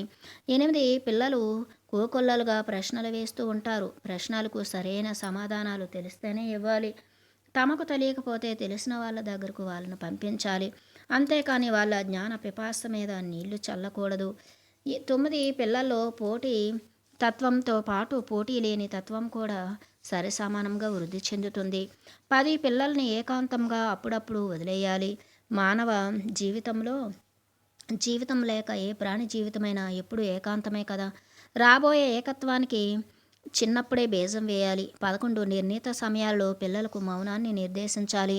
ఈ విధంగా ఎన్నో ఎన్నో మౌలిక సూత్రాలున్నాయి పిల్లల పెంపకం విషయంలో. ప్రకృతి పరంగా ఉన్న తల్లిదండ్రులు నిజమైన తన తల్లిదండ్రులుగా మారాలి. ప్రతి తల్లి, ప్రతి తండ్రి నిజమైన తండ్రిగా మారిన రోజు ఈ భువి దివిగా మారిపోతుంది. అంతవరకు అది అసంభవం. Master CVV. ఎంతోమంది యోగులు, ఎంతోమంది మహానుభావులు, ఎందరో మాస్టర్సు, అందరికీ వందనాలు. మాస్టర్ సివివి నమస్కారంసు. తాను స్వయంగా మాస్టర్ అయి ఎంతోమంది మాస్టర్స్గా కావడానికి ప్రోత్సహించిన మాస్టర్ సివివి. ప్రతి ఒక్కరూ ఓ మాస్టర్ కావాలి. అదే అందరి మాస్టర్ల నిజమైన ఆకాంక్ష. ఓ మాస్టర్ ఎలా జీవించాలో తెలుసుకుని మనం కూడా అలాగే జీవించాలి. మాస్టర్స్ అయిన వారు ప్రపంచం కోసం ఎలా కష్టపడ్డారో గ్రహించి అలా మనం కూడా అలాగే కష్టపడాలి. అయితే మంత్రాలను మరచిపోవాలి. మాస్టర్ సివివి నమస్కారంస్ అనే మంత్రమైనా సరే ఎప్పటికీ ఉపాసన కాదు, మార్గం విపස්සనే శరణ్యం. మంత్రాలన్నింటినీ మర్చిపోవాలి. శ్వాస మీద ధ్యాస అన్నది ఒక్కటే శరణ్యం. అప్పుడే మనం కూడా మాస్టర్స్గా అవుతాం. అప్పుడే మనం కూడా ఓ గురువుగా అవుతాం. శ్రీ బాలయోగీశ్వరులు ముమ్మడివరం సోదరులు శ్రీ బాలయోగుల జీవితాలు రెండు మహా అద్భుతాలు. వారి స్వంత జీవితాల కన్నా యోగ సాధనకు, యోగ సిద్ధికి, సత్య ప్రదర్శనకు ఇంకా ప్రత్యక్ష నిదర్శనాలు ఏవి ఉండవు. ముమ్మడివరం శ్రీ పెద్ద బాలయోగి నడిచిన బాటలో ఆయన తమ్ముడు నడిచాడు. తీవ్రాతి తీవ్రమైన యోగ సాధనార్థం భౌతిక శరీరంతో ఎంతగా ఆడుకున్నారు ఆ ఇరువురు. చుట్టుప్రక్కల ఉన్న ప్రజలు ఎంతటి అజ్ఞానులో, చుట్టుప్రక్కల ప్రపంచం ఎంత మూర్ఖమైనదో నోరు విప్పకనే ఏలుగెత్తి చాటి చెప్పారు. దేహానికి ఆహారం అవసరం లేదు అన్నది వారి ప్రధానమైన జీవన సందేశం. ఇంకెక్కడే భౌతిక శాస్త్రం, ఇంకెక్కడే మెడికల్ సైన్స్. అయినా అలాంటి యోగులతో తాము కూడా సమకాలీన యోగులు కావడానికి ఎవరూ నడుము కట్టడం లేదు. ఎంత విషాదకరమైన విషయం. శ్రీ పెద్ద బాలయోగి జీవితంలో ఒక్కసారి జ్ఞాన ప్రసంగం చేశారు. అదే ఆయన సూత్రాల పట్టిక. తెలుసుకోవలసిన సత్యం అంతా ఆ చిన్ని పట్టికలో ఇమిడి ఉంది. పిరమిడ్ స్పిరిచువల్ సొసైటీ మాస్టర్లకు ఆ ఇద్దరు యోగులు అత్యంత ఆదర్శమూర్తులు. ఎప్పటికైనా ముమ్మడివరంలోని ఆశ్రమం దేశంలోని అతిపెద్ద ధ్యాన కేంద్రాలయంగా రూపుదిద్దుకోవాలి. ముమ్మడివరం చుట్టుప్రక్కల గ్రామాల్లో, తూర్పు గోదావరి జిల్లా మొత్తంలో, ఆంధ్ర రాష్ట్రమంతా, యావత్ భారతదేశంలో అందరూ ప్రతి ఒక్కరూ యోగమూర్తులు కావాలి. అదే పైలోకాలలో ఉన్న ఆ ఇద్దరు దివ్యమూర్తులు పంపే సందేశం. కళ్ళు తెరుచుకుని ఉండడాన్ని ఇకనైనా తగ్గిద్దాం. కళ్ళు మూసుకుని ఉండడాన్ని ఇకనైనా మరి హెచ్చిద్దాం. ఎప్పుడు తింటూ ఉండడాన్ని తగ్గిద్దాం. తినకుండా ఉండడాన్ని ఒకంత హెచ్చిద్దాం. శ్వాసహారిగానే ఎక్కువ పాలల్లో ఉందాం. శక్తి ఆహారిగానే అధిక శాతం విలసిల్లుదాం. ప్రేయో మార్గం, శ్రేయో మార్గం. 2 మార్గాలు ఉన్నాయి. ఒకటి ప్రేయో మార్గం, 2 శ్రేయో మార్గం. మనస్సుకు నచ్చినది ప్రేయో మార్గం, బుద్ధికి నచ్చినది శ్రేయో మార్గం. ఆత్మజ్ఞానం లేని వారికి బుద్ధి ఉండదు. ఆత్మానుభవం ఉన్నవారికి మనస్సు ఉండదు, బుద్ధి ఉంటుంది. ఆకలి లేకపోయినా తినవచ్చు, తినాలి అంటుంది మనసు. ఆకలి ఉన్నప్పుడే తినాలి అంటుంది బుద్ధి. కామ క్రీడల్లో బలాత్కారం చెయ్యొద్దంటుంది మనస్సు. చెయ్యొచ్చంటుంది. కామ క్రీడల్లో బలాత్కారం చెయ్యవచ్చు అంటుంది మనస్సు. ఇరు ప్రక్కల పూర్తి ఇచ్ఛ ఉన్నప్పుడే కామక్రీడ సలపాలి అని చెప్పేది బుద్ధి. మనస్సు చెప్పేది ప్రేయో మార్గం, బుద్ధి చెప్పేది శ్రేయో మార్గం. మనస్సు దుఃఖం, బుద్ధి ఆనందం. మనస్సు అసత్యం, బుద్ధి శాశ్వతం. మనస్సు అశాశ్వతం, బుద్ధి శాశ్వతం. మనస్సు పరిపరి విధాలు, బుద్ధి ఏక విధానం. ధ్యానం మనస్సును కట్టడి చేస్తుంది. ధ్యాన విద్యే యోగ విద్య. ప్రేయో మార్గంలో ఉండేవాడే మనస్సుకు లోబడి ఉండేవాడే మానవుడు. శ్రేయో మార్గంలో ఉండేవాడే బుద్ధికి లోబడి ఉండేవాడే బుద్ధుడు. ప్రతి మనిషి మనస్సు నుంచి బుద్ధి దగ్గరకు ప్రమోషన్ తెచ్చుకోవాలి. ఇది ఒకరిచ్చే ప్రమోషన్ కాదు, ఎవరికి వారే సాధించుకోవాలి. నిత్య ధ్యాన సాధన ద్వారా 40 రోజుల్లో ఈ ప్రమోషన్ వస్తుంది. ఇదే పైలోకాల్లో ఉన్న అందరి బుద్ధి జీవుల సందేశం. మహాయోగిని జిల్లెళ్ళమూడి అమ్మ. నవ్య ఆంధ్ర రాష్ట్రపు ఆధ్యాత్మిక మనులలో జిల్లెళ్ళమూడి అమ్మ అగ్రగణ్యులు. అనేక జన్మల్లో అపారమైన యోగ సాధన, ఆధ్యాత్మికత అన్నది ఉన్నప్పుడే ఆవిడ లాంటి జీవితం సాధ్యం. అన్నీ తానై తానే అన్నీ అయి విలసిల్లింది ఆవిడ. దైనందిక జీవితలో జీవితంలో పరిపూర్ణ బ్రహ్మతత్వానికి ఆ యోగిని అద్భుత దర్పణం. పండితాః సమదర్శినః అని భగవద్గీత అంటోంది. అంటే సిద్ధి పొందిన వారిని, సిద్ధి పొందని వారిని సమంగా చూసేదే యోగం. యోగస్థః కురుకర్మాణి సంగం త్యక్త్వా అని కూడా భగవద్గీత అంటోంది. అంటే అన్ని రకాల కర్మలను యోగ స్థితిలో ఉండే చెయ్యి, దేనికి అంటుకోకుండా అని అర్థం. జిల్లెళ్ళమూడి అమ్మ ఆ విధంగా మహామహా యోగిని. 1970లో ఆవిడ దర్శనం చేసుకోవడం నాకు జరిగింది. పిరమిడ్ స్పిరిచువల్ సొసైటీల మాస్టర్లందరికీ ఆవిడ జీవితం ఆదర్శం. ఆవిడ జ్ఞానం ఆదర్శం. ఆవిడ ఆదర్శమే ఆదర్శం. ఇంగిత జ్ఞానం. మనిషికి ఉన్న సహజ లక్షణం పుట్టుకతో వచ్చినది పశుత్వం. పసిపాపగా ఉన్నప్పుడు కేవలం తినడం, త్రాగడం, పడుకోవడం అలాంటి శుద్ధ శారీరక చర్యలే ఉంటాయి. దీన్నే పశుత్వం అనొచ్చు, లేదా పసిత్వం అనవచ్చు. మానవుడు కనుక పసిత్వం అంటాం. పసిత్వం ఆ తర్వాత వచ్చేది బాల్యత్వం. ఈ బాల్యత్వంలో మానవుడికి శరీరంతో పాటు ఒక మనస్సు అనే పదార్థం క్రమక్రమంగా నిర్మాణమవుతుంది. ఇదే కేవలం మనస్సు అనే దానికన్నా మనస్సు, బుద్ధి అనే రెండు పదార్థాల కలయిక అని చెప్పవచ్చు. దీనిని ఇంగ్లీష్లో మైండ్ అంటాం. మానవుడు తన పరిసరాలను అర్థం చేసుకోవడానికి ఈ మైండ్ అనేది ఒక ఉపకరణం. ఆ బాలుడు పెరిగి పెద్దయిన తర్వాత తన పొట్ట తానే పోషించడానికి, తన రక్షణ తానే చేసుకోవడానికి సిద్ధపడటంలో సమాజం శిక్షణ ఇవ్వటానికి ఎంతో ఉబలాట పడుతూ ఉంటుంది. పసిత్వంలో స్వంత పోషణ, స్వంత పరిరక్షణ ఉండదు. బాల్యత్వంలో ఆ స్వంత పోషణ, స్వంత పరిరక్షణ, శిక్షణ ఇవ్వబడుతుంది. చుట్టుప్రక్కల ఉన్న పరిసరాల అవగాహన కోసం అనేక విద్యలు నేర్పించబడుతూ ఉంటాయి. బాల్యావస్థ దాటి యువావస్థలో ప్రవేశించినప్పుడు మొదలవుతుంది మానసిక సంఘర్షణ. ఈ అజ్ఞానపు ప్రపంచంలో ఉన్న అన్యాయాలకు, పోటీతత్వానికి ఆ యవ్వన ప్రపంచం అంతా 99.9% బలైపోతుంది. ఒకవైపు అందరికంటే ప్రథముడు కావాలని తల్లిదండ్రుల నుంచి ఒత్తిడి, ఇంకోవైపు సమాజంలో తనకన్నా అందరూ అధికులుగా ఉండడం, ముందు నొయ్యి వెనుక గొయ్యిలా ఉండే పరిస్థితి.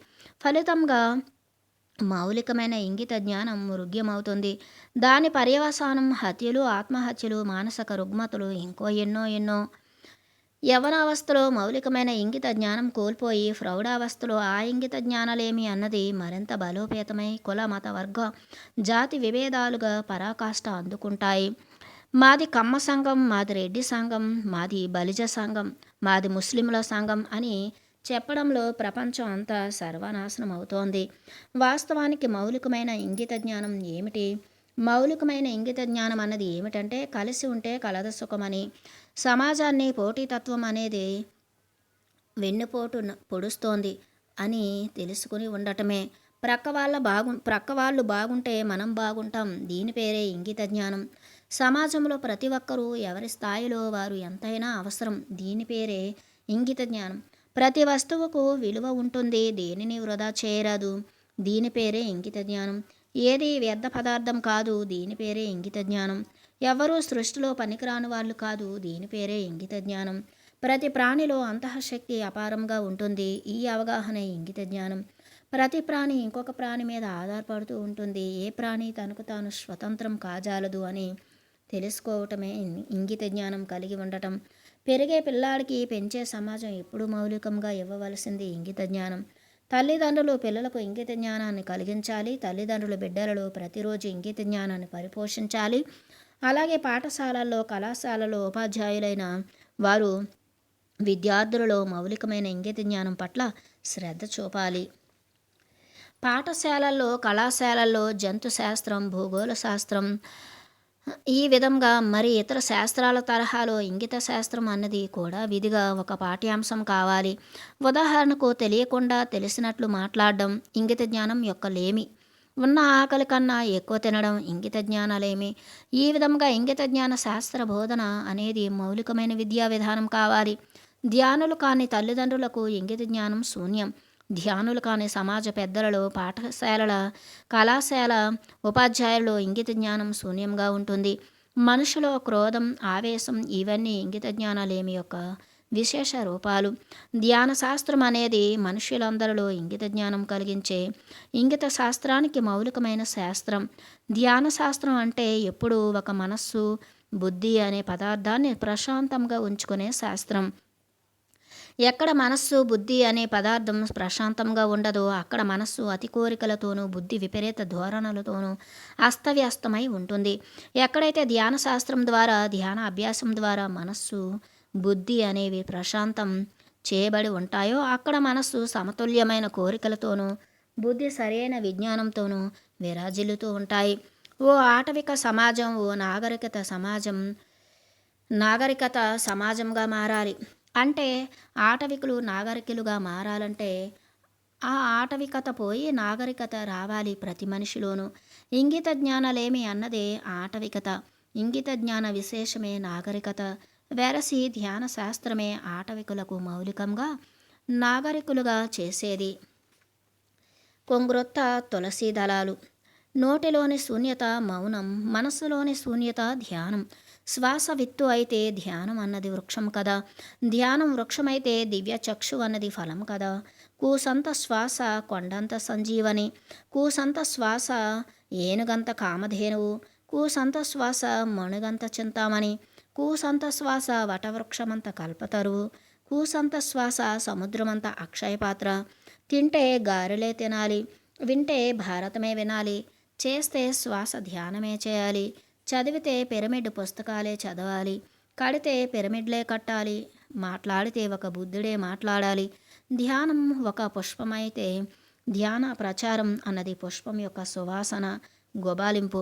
సువాసన లేని పుష్పం పుష్పమా? ధ్యాన ప్రచారం లేని ధ్యానం ఒక ధ్యానమా? మనం మానవులము కాదు, మానవ శరీరధారులమైన ఆత్మలం.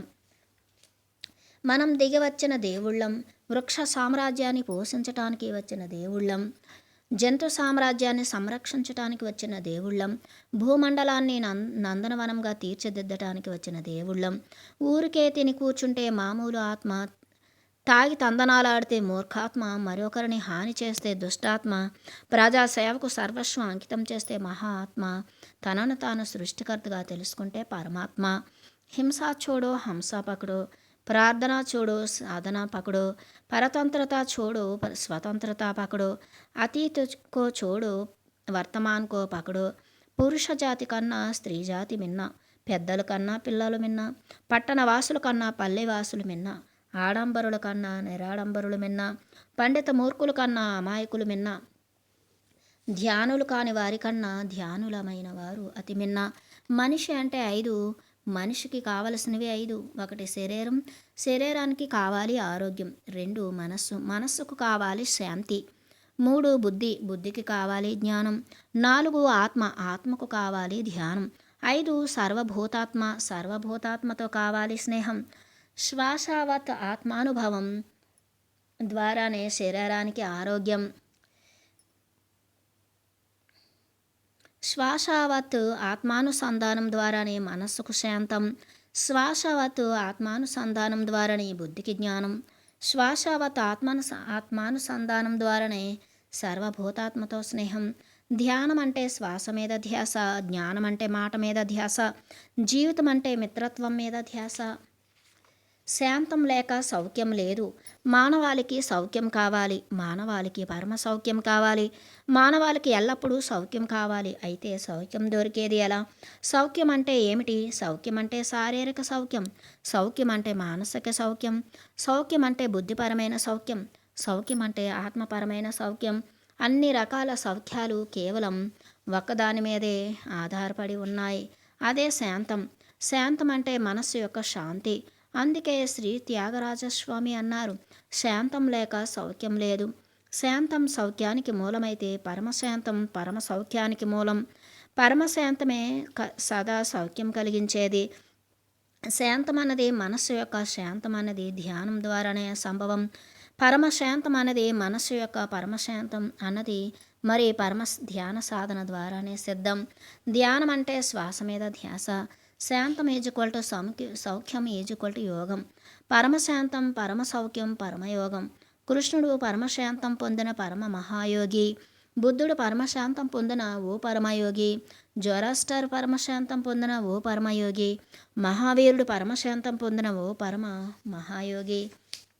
జీసస్ క్రైస్ట్ పరమశాంతం పొందిన ఓ పరమయోగి. మహమ్మద్ పరమశాంతం పొందిన ఓ పరమయోగి. Shri Jesus Christ, peace that passeth understanding అన్నప్పుడు పరమశాంతం గురించి ఆయన ఉద్బోధిస్తున్నాడు అన్నమాట. దీనినే గౌతమ బుద్ధుడు మహాపరినిర్వాణం అని నిర్వచించాడు. దీనినే శ్రీకృష్ణుడు స్థితప్రజ్ఞత అని ఉద్ఘాటించాడు. పిరమిడ్ మాస్టర్లందరూ పరమశాంతులైనవారు. పిరమిడ్ మాస్టర్లందరూ పరమ సౌఖ్యాలను అనుభవిస్తున్నవారు.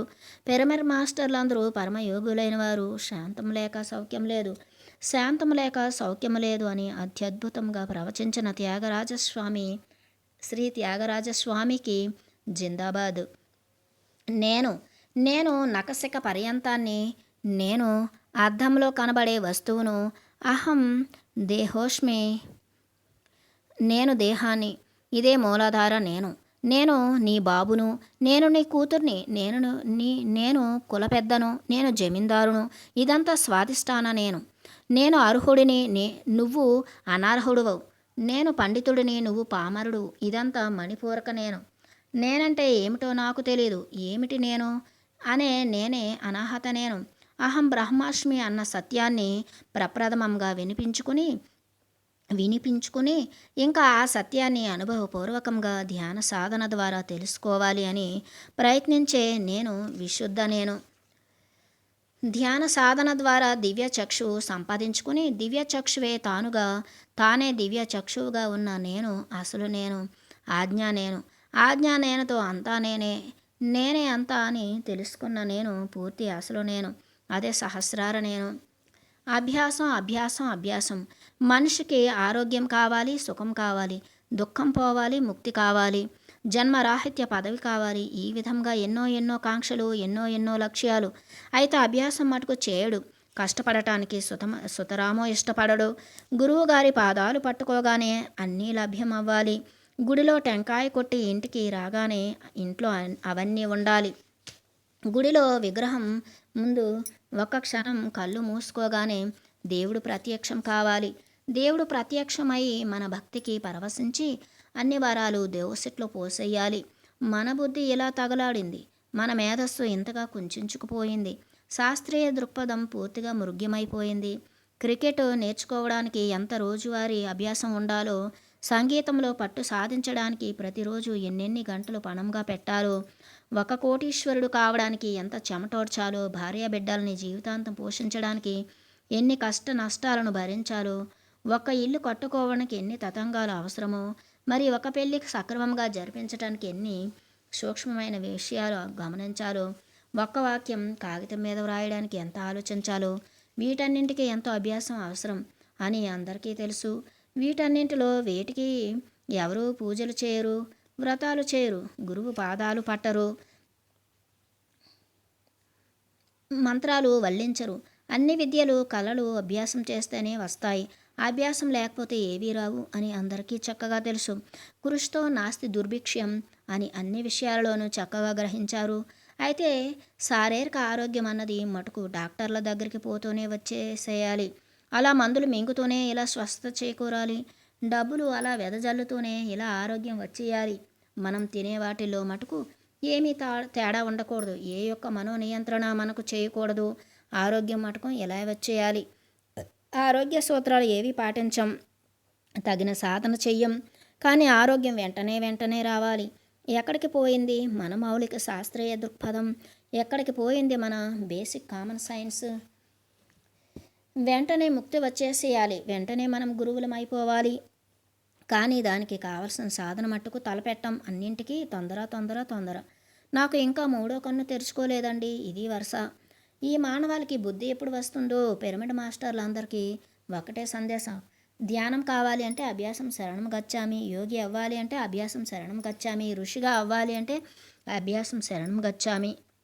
అభ్యాసం, మరింత అభ్యాసం, నిరంతరం అభ్యాసం. త్రిరత్నాలు. సత్యం అన్నది 3 రత్నాలుగా భాషిస్తోంది. ఇవే పిరమిడ్ స్పిరిచువల్ సొసైటీస్ వారి త్రిరత్నాలు. ఈ 1 ధ్యానం, 2 స్వాధ్యాయం, 3 సజ్జన సాంగత్యం. ఈ 3 రత్నాలే ఆత్మను శోభాయమానంగా అలంకరింపచేసేవి. ఈ 3 రత్నాలే మానవుడిని శాశ్వతంగా అలంకరింపజేసేవి. ధ్యానం అంటే శ్వాస మీద ధ్యాస, ఫలం ఆత్మానుభవం. స్వాధ్యాయం అంటే మహామహుల జీవిత చరిత్రలోకి వెళ్ళటం, ఫలం విశేషమైన జ్ఞానలాభం. జ్ఞాన సాంగత్యం అంటే యోగుల అనుభవాలను మరి ముఖతః వినడం, ఫలం అపారమైన మిత్రలాభం. పిరమిడ్ స్పిరిచువల్ మాస్టర్లు యొక్క భూషణాలే ఈ త్రిరత్నాలు. ప్రపంచంలో జ్ఞానులందరూ ఇదే విధంగా త్రిరత్న శోభితులు అవ్వాలి. శుద్ధమైన ఆత్మానుభవంతో, అపారమైన ఆత్మ విజ్ఞానంతో, మరి మిత్రకోటి లాభంతో సర్వజనులు మహా ఆనందంగా జీవించాలి. ధ్యానం శరణం గచ్చామి, స్వాధ్యాయం శరణం గచ్చామి, సజ్జన సాంగత్యం శరణం గచ్చామి. సప్త జ్ఞాన భూమికలు. మానవాళిలో 2 రకాల వారు ఉన్నారు. 1 జ్ఞానులు, 2 అజ్ఞానులు. జ్ఞానంలో 7 స్థితులు ఉన్నాయి. వీటినే సప్త జ్ఞాన భూమికలు అంటాం. 1 శుభేచ్ఛ, 2 విచారణ, 3 తనుమానసం, 4 సత్వాపత్తి, 5 అసంశక్తి, 6 పదార్థ భావాన్ని, 7 తురీయం అన్నవే సప్త జ్ఞాన భూమికలు. 1 శుభేచ్ఛ. నాకు జ్ఞానం కావాలి అన్న ఇచ్ఛ. నేను శాశ్వత దుఃఖరాహిత్య పదవి పొందాలి అన్న తీవ్ర ఆకాంక్ష. 2 విచారణ. బ్రహ్మజ్ఞాన ప్రాప్తి ఏ విధంగా పొందాలి అన్న మీమాంస. బ్రహ్మజ్ఞాన ప్రాప్తి విధానమే ధ్యానం, స్వాధ్యాయం, సజ్జన సాంగత్యం అని తెలుసుకోవడం. 3 తనుమానసం. ఇంకా విచారణ ద్వారా సాధనా మార్గం తెలుసుకున్నాం కనుక తత్సాధనలో నిమగ్నులై ఉండడమే తనుమానసం. అంటే ధ్యాన, స్వాధ్యాయ, సజ్జన సాంగత్యాలకు ఏ రోజు విఘ్నం లేకుండా గడపడం, అదే తనుమానసం. 4 సత్వాపత్తి. శుద్ధ సాత్వికం సాధించడమే సత్వాపత్తి. అంటే తమోగుణం, రజోగుణం అన్నవి పూర్తిగా శూన్యమైన స్థితి. ఇంకా మిగిలింది శుద్ధ సాత్వికమే. తమోగుణం అంటే సోమరితనం, రజోగుణం అంటే నాకు తెలుసు అనే అధికార దర్పం. ఈ 4వ జ్ఞానభూమిక ధ్యాన, స్వాధ్యాయ, సజ్జన సాంగత్యాల సాధన తీవ్ర స్థాయి అందుకునే స్థితి. ఆ తీవ్రత ద్వారా నాడీ మండలం పూర్తిగా శుద్ధమైన స్థితి, మనస్సు పూర్తిగా కంట్రోల్ అయిన స్థితి, అదే యోగి అయిన స్థితి. అహం బ్రహ్మాస్మి అని చక్కగా సిద్ధాంతపరంగా తెలుసుకున్న స్థితి, బ్రహ్మవిధుడు అయిన స్థితి. 5 అసంశక్తి. దివ్యచక్షువు ఉత్తేజితమవుతున్న స్థితి. తనువు మరి సంసారం 2 తాత్కాలికమైనవే అని సంపూర్ణంగా తెలుసుకున్న స్థితి కనుక ఈ రెంటి మీద పూర్తిగా అనాసక్తి పొందిన స్థితి, అదే అసంశక్తి. దీన్నే పద్మపత్ర మివాంబస అన్నాడు కృష్ణుడు గీతలో. అయితే ఇతనికి సంసారంలో అసంశక్తి ఉన్న ధర్మనిష్ఠుడు మరి కర్మనిష్ఠుడు, తనువు పట్ల మరి సంసారం పట్ల తటస్థ దృష్టి కలిగి ఉన్నవాడు. దివ్యచక్షువు ఉత్తేజితమైంది కనుక సత్యద్రష్ట కాబోతున్నాడు కనుక పూర్తిగా దాని మీద ఆసక్తిని, ఏకాగ్రతను నిలిపినవాడు. ఇదే అసంశక్తి. ఇతనినే బ్రహ్మ విద్వరుడు అంటాం. 6 పదార్థ భావని. అంటే దివ్యచక్షువును క్షుణ్ణంగా ఉపయోగించుకుంటున్నవాడు. ప్రతి పదం యొక్క అర్థంలో, ప్రతి వస్తువు యొక్క భావంలో ప్రత్యక్షంగా నివసిస్తున్నవాడు. అంటే బ్రహ్మ విద్వరీయుడు అయిన స్థితి. ఇదే సిద్ధస్థితి. ఇదే సవికల్ప సమాధి స్థితి కూడా. అంటే ఎన్నో సమాధానాలు దొరికినా ఇంకా కొద్దిగా సంశయాలు ఉన్న స్థితి. 7 తురీయం. ఇది మానవుని యొక్క పూర్ణ వికాస స్థితి, సిద్ధుడు బుద్ధుడు అయిన స్థితి. అందరినీ యోగులుగా, సిద్ధులుగా, బుద్ధులుగా మలచడానికి కంకణం కట్టుకుని తత్పరిశ్రమలో పూర్తిగా నిమగ్నమై ఉన్నవాళ్లనే బుద్ధుడు అంటాం. ఇదే సహస్రదళ కమలం. ఇదే 1000 పడగల పాము. ఒక్కొక్క మనిషిని యోగిగా మలచినప్పుడల్లా సహస్రదళ కమలంలో ఒక్కొక్క రేకు విచ్చుకుంటుంది. ఇతననే బ్రహ్మ విద్వరిష్ఠుడు అంటాం. తురీయం అంటే సర్వసామాన్యమైన జాగృత, స్వప్న, సుషుప్త స్థితులని దాటినవాడు. తురీయ అంటే మూడింటిని దాటిన అని అర్థం. అంటే నిర్వికల్ప సమాధి స్థితికి చేరుకున్న స్థితి. సమాధి అంటే సమాధానాలు తెలుసుకున్న స్థితి. నిర్వికల్ప సమాధి అంటే ఏ సందేహాలు, ఏ సంశయాలు లేని స్థితి. వాక్కు మీద ధ్యాస. రెండు రకాలైన వాక్కులు ఉన్నాయి. అజాగ్రత్తగా మాట్లాడటం, రెండు జాగ్రత్తగా మాట్లాడటం. అలాగే రెండు రకాలైన మనస్సులు ఉన్నాయి. రెండు రకాలైన మనస్సులు ఏవంటే ఒకటి కాన్షియస్ మైండ్, రెండు సబ్కాన్షియస్ మైండ్. జాగ్రత్తగా మాట్లాడడం అనేది కాన్షియస్ మైండ్కు ప్రతిబింబం. అది కాన్షియస్ మైండ్కు మరింత బలాన్ని చేకూర్చుతూ ఉంటుంది. అంతేకాకుండా జాగ్రత్తగా మాట్లాడటం అన్నది సబ్కాన్షియస్ మైండ్ను రిపేర్ చేస్తూ కూడా ఉంటుంది. మన ఆత్మ పరిధిలో 9/10 సబ్కాన్షియస్ మైండ్ అయి ఉంది. మన ఆత్మ పరిధిలో 9/10 సబ్కాన్షియస్ మైండ్ అయి ఉంది. కాన్షియస్ మైండ్ మటుకు 1/10 మాత్రమే ఉంటుంది. ఎప్పుడైతే సబ్కాన్షియస్ మైండ్లో ఉన్న 9/10 మనస్సు జాగ్రత్తగా, అతి జాగ్రత్తగా మాట్లాడటం అన్న వాకు సాధన వలన పూర్ణంగా శుద్ధి అవుతుందో అప్పుడు మనం దేవుడి రాజ్యంలో చేరినట్లే. అప్పుడు మనం దేవుని కుమారులం అయినట్లే. ఆ దేవుడు కుమారుడు, ఆ పరమాత్ముడు జీసస్ అనలేదా?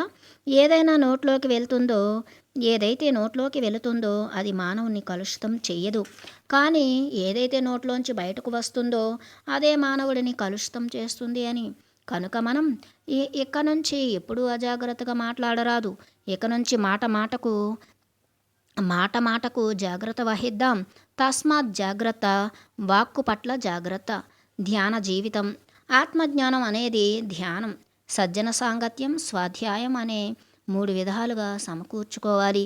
ఈ జన్మను ఆఖరు జన్మగా చేసుకోవాలి అంటే తప్పవు మరి అవి. ప్రాపంచికంగా మనం ఏం సంపాదించినా, అవి సాధించినా అవన్నీ అశాశ్వతమే. అందుకే శాశ్వతమైన దానికోసం తపన పడాలి. శాశ్వతమైన దానిని పోరాడి సాధించాలి. ఈ జన్మను ఆఖరి జన్మగా మలుచుకోవాలి. లేదంటే మళ్ళీ పుట్టడం, మళ్ళీ చావడం, ఇలా పుడుతూ చేస్తూ కొన్ని వందల జన్మలను ఇప్పటికే వ్యర్థం చేసుకున్నాం. ఇంకా ఎన్ని జన్మలు ఇలా ఉంటాం? ఇక చాలు, ఈ జన్మనే ఆఖరి జన్మగా చేసుకుందాం. ఈ విధమైన దృఢ సంకల్పంతో ఈ క్షణం నుంచి ధ్యాన జీవితాన్ని జీవిద్దాం. ధ్యాన శంఖారావం.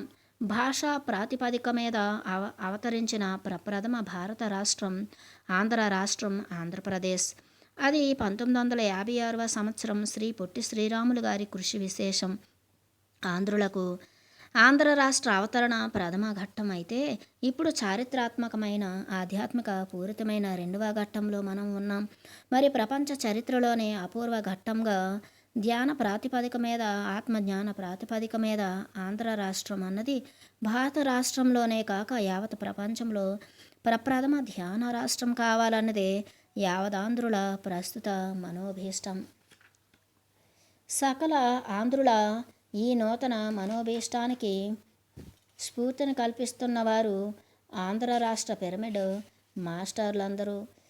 పిరమిడ్ స్పిరిచువల్ సొసైటీ మాస్టర్లు. పిరమిడ్ స్పిరిచువల్ సొసైటీస్ ధ్యానులందరి యొక్క ఏకైక ధ్యేయం ఇప్పుడు ఆంధ్ర రాష్ట్రం ధ్యానాంధ్ర రాష్ట్రం కావాలని, మరి ఆంధ్రప్రదేశ్ ధ్యానాంధ్రప్రదేశ్గా వెంటనే అవతరించాలని. ఇదంతా ఖచ్చితంగా 2004 సంవత్సరం కల్లా పరిసమాప్తం అవ్వాలి. డిసెంబర్ 2000 సంవత్సరం నాటికల్లా ప్రతి ఆంధ్రుడు ఒక యోగి అయి తీరాలి. భగవద్గీతలోని యోగి భవ అర్జున అన్న కృష్ణ సందేశం ఇప్పుడు ఆంధ్రులందరికీ తక్షణ కర్తవ్యం.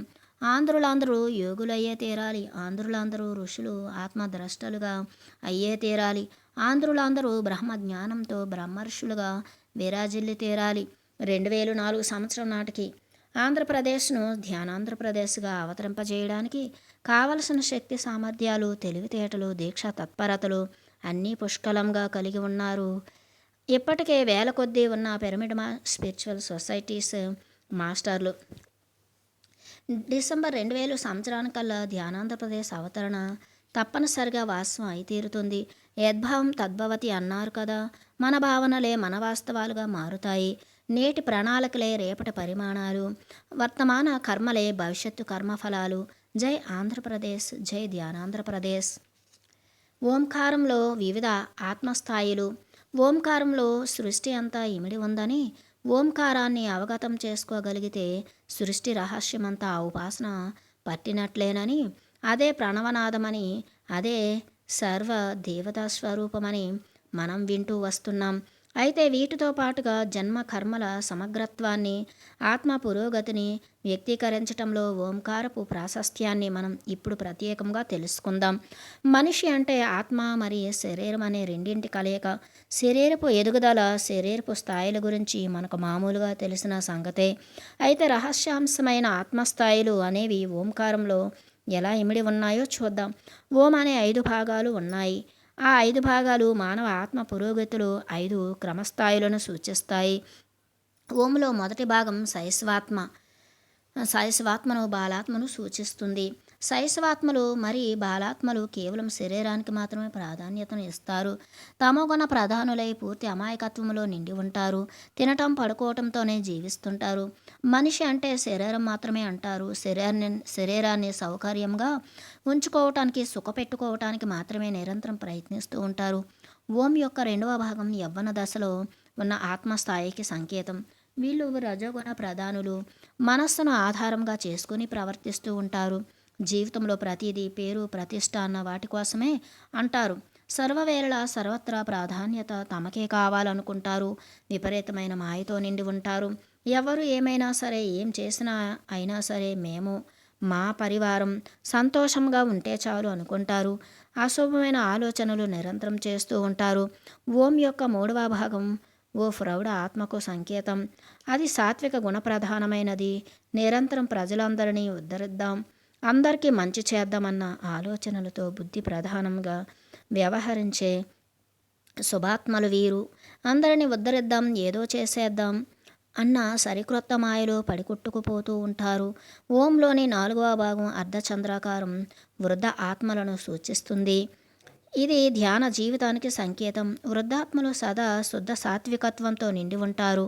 తాము శరీరం ఎంత మాత్రం కాదని ఆత్మ అని గ్రహిస్తారు.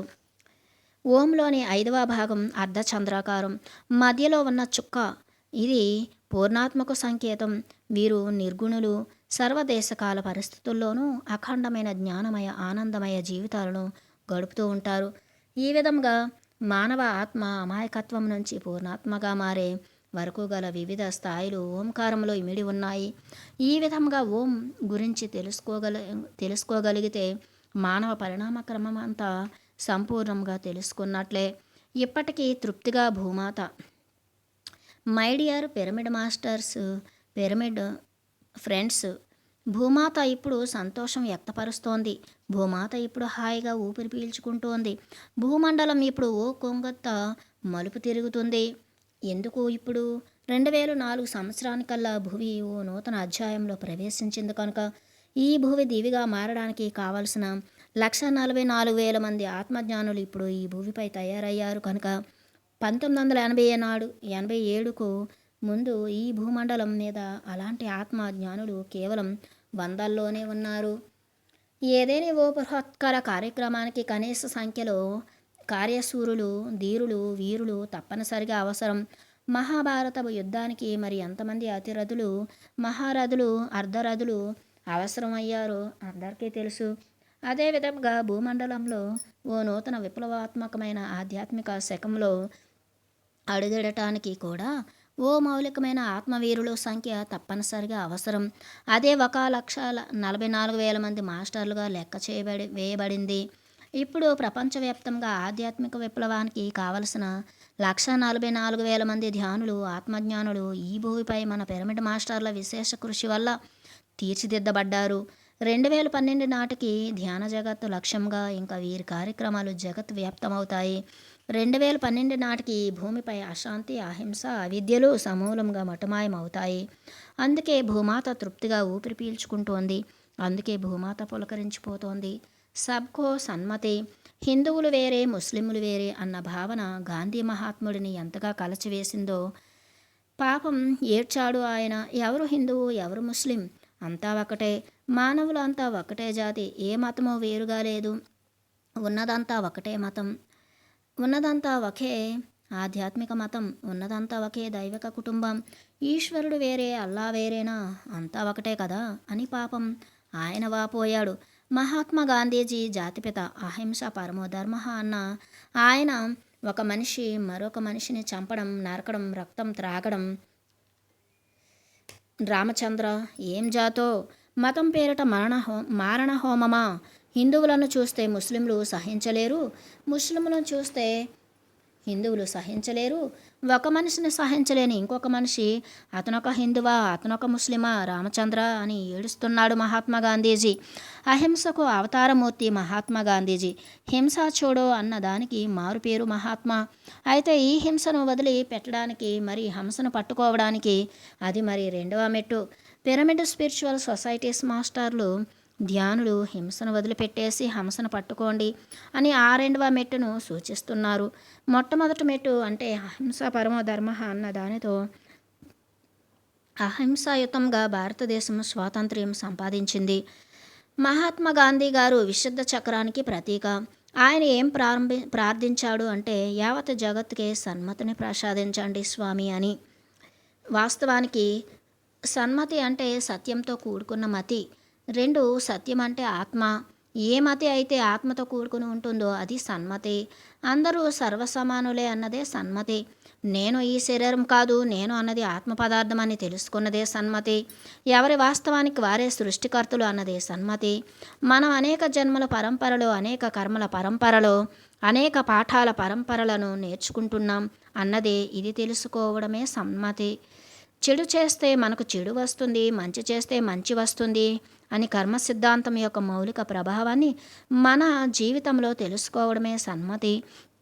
ఏ జంతువును చంపకుండా సకల జంతువులను రక్షించాలి అని తెలుసుకోవడమే సన్మతి. అందరికీ సన్మతిని ప్రసాదించండి భగవాన్ అని ఆయన వేడుకుంటున్నారు. సబ్కో సన్మతి దే భగవాన్. సన్మతిని మనకు ఎవరిస్తారు? ఎవరి సన్మతిని వారే సంపాదించుకోవాలి కదా. ఎలా అంటే ధ్యానం ద్వారా, శ్వాస మీద ధ్యాస ద్వారా, చిత్తవృత్తుల నిరోధం ద్వారా, విశ్వ ప్రాణశక్తి ఆవాహన ద్వారా, నాడీ మండల శుద్ధి ద్వారా, దివ్యచక్షు ఉత్తేజితం ద్వారా ఎవరి మతిని, ఎవరి సన్మతిని వారే తెచ్చుకోవాలి. సృష్టిలో ఎక్కడ ఇచ్చే నాదుడు లేడు, సంపాదించుకునే నాదులు మాత్రమే ఉన్నారు. My dear friends, my dear masters, my dear God's, Mahatma Gandhiji గారి యొక్క సంతతి ఈ భారతదేశం ఇకనైనా అవుగాక, ఇకనైనా అవుగాక, ఇకనైనా అవుగాక. మూడు సత్యాలు. ఆధ్యాత్మిక జీవితం అది ఎవరిదైనా నిజంగా ఎంతో హాయిగా ఉంటుంది. ఎప్పటికప్పుడు తనను తాను చెక్ చేసుకుంటూ, తన గుణగణాలను మెరుగుపెట్టుకుంటూ, తానున్న పరిస్థితులలోనే శాశ్వత ప్రయోజనాల కోసం కృషి చేస్తూ సాగిపోయే ఆ జీవిత గమనం యొక్క రహదారి దివ్యంగా ఉండదు మరి. సరే, ఇప్పుడు ఓ సత్య సిద్ధాంతాన్ని చూద్దాం. We want get what we Dzire, we will get only what we deserve. మనం కోరుకున్నది మనకు లభించదు, మనకు అర్హతమైనదే మనకు లభిస్తుంది.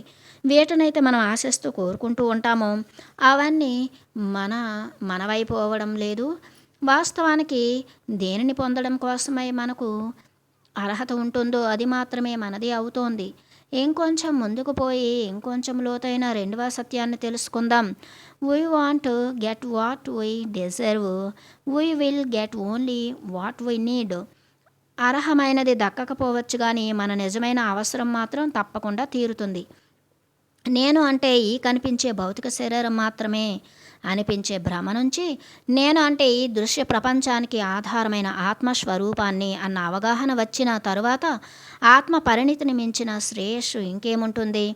అంచేత ఇంకా అప్పటి నుంచి అర్హత ఉంది కదా అని వర్తమాన ఆధ్యాత్మిక జీవితానికి అంతగా ఉపయోగించిన భౌతిక జీవిత కోరికలు మనకు తీరవు. కేవలం ఏవేవి లభిస్తే మన ఆధ్యాత్మిక ఎదుగుదల మరింత ఎక్కువగా సాధ్యపడుతుందో అటువంటివి మాత్రమే మనవవుతాయి. ఇంకా ముందుకు పోయి అత్యంత లోతైన మూడో సత్య సిద్ధాంతాన్ని చూద్దాం. We want get what we need, we will get only those have that are needed for the society through us. మన అవసరాలు తీరకపోవచ్చు కానీ మన ద్వారా సమాజ ప్రగతికి అవసరాలు ఏవైతే ఉన్నాయో అవి మట్టుకు తప్పకుండా తీరుతాయి. ధ్యానిగా, యోగిగా తన జీవిత వైచిత్రాన్ని అంతరంగంలోకి వీక్షించుకున్న ఒకానొక ఆత్మజ్ఞానికి ఏ భౌతిక ఆధ్యాత్మిక అవసరాలైనా ప్రత్యేకించి ఏముంటాయి? తనలోని బ్రహ్మ పదార్థమే సకల జీవరాశిలోనూ స్థితమై బాసిల్లుతోందని గ్రహించిన బ్రహ్మజ్ఞానికి స్వంత పరిణితి అంటూ విడిగా ఏముంటుంది? తన వాతావరణాన్ని, సమాజాన్ని అన్ని విధాలా ఉద్ధరించే కార్యక్రమంలో అంకిత భావంతో మునిగి ఉంటాడు నిజమైన జ్ఞాని.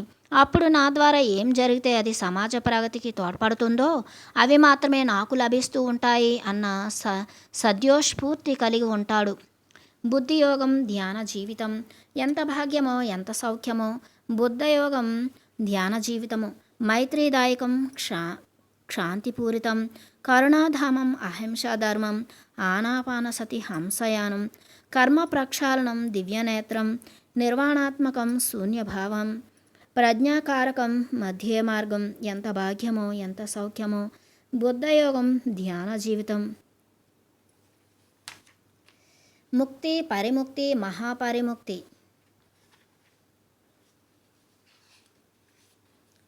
ముక్తి స్థితులు 3.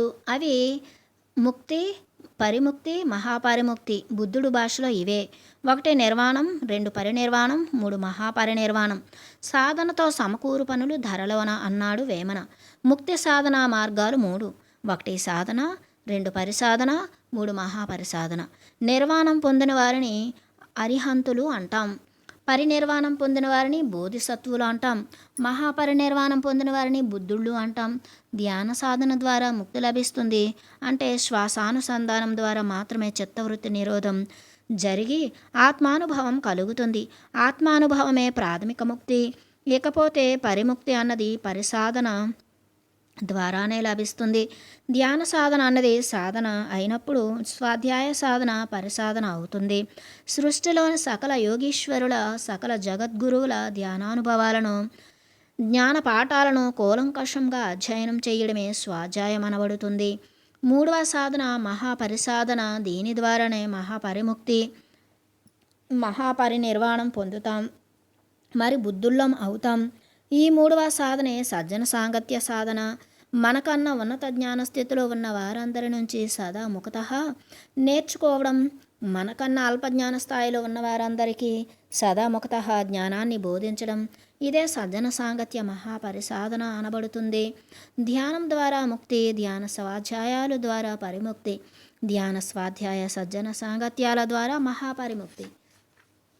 స్వంత ముక్తి కోసం పాటుపడినప్పుడు ముక్తి లభిస్తుంది. కొంతమంది ఇతరుల ముక్తికి అహర్నిశలు పాటుపడినప్పుడు పరిముక్తి లభిస్తుంది. సకల ప్రాణికోటి ముక్తికి అహర్నిశలు శ్వాస ఉన్నంతకాలం, దేహం ఉన్నంతకాలం కృషి సల్పితే మహాపరిముక్తి లభిస్తుంది. పిరమిడ్ మాస్టర్లందరూ మహాపరిసాధకులు, పిరమిడ్ మాస్టర్లందరూ మహాపరిముక్తి కాముకులు, పిరమిడ్ మాస్టర్లందరూ బుద్ధుళ్ళు. సత్యమే దైవం. నోటిలోని మౌనం, మనస్సులోని శూన్యం, దాని పేరు ధ్యానం, దాని పేరు ధ్యానం. మాటలోని ఎరుక, మాటలోని సత్యం, దాని పేరు జ్ఞానం, దాని పేరు జ్ఞానం. ఆత్మలోని శాంతం, ఆత్మలోని అభయం, దాని పేరు మోక్షం, దాని పేరు మోక్షం. చేతలోని న్యాయం, చేతలోని వినయం, దాని పేరు ధర్మం, దాని పేరు ధర్మం. ధ్యానమే భోగం, జ్ఞానమే మోక్షం, సత్యమే దైవం. ఆంధ్ర రాష్ట్రంలో అందరికీ ధ్యానం ధ్యానం, భారతదేశంలో అందరికీ జ్ఞానం జ్ఞానం, భూమండలంలో అందరికీ మోక్షం మోక్షం. జిందాబాద్ జిందాబాద్. మనిషి 3 దృక్కోణాలు కలిగినవాడు. మనిషి 3 కలయిక, మనిషి 3 సమ్మేళనం. వీటిని మనసా వాచా కర్మణ అంటున్నాం. మనస్సు ఎప్పుడూ నిర్మలంగా ఉండాలి. మనస్సులో చెత్త ససేమిరా ఉండరాదు. మనస్సు సదా శాస్త్రీయమైన ఆలోచనలతోనే విరాజిల్లాలి. మనస్సులో అశాస్త్రీయమైన ఆలోచనల చెత్త ససేమిరా ఉండరాదు. మనస్సులో అత్యధికంగా వర్తమానపు ఆలోచనలే ఉండాలి. అత్యధికంగా భూతకాలం, అత్యధికంగా భవిష్యత్తు అన్నవే మనస్సును చెత్త చేస్తాయి. మనస్సులో చెత్త ససేమిరా ఉండరాదు.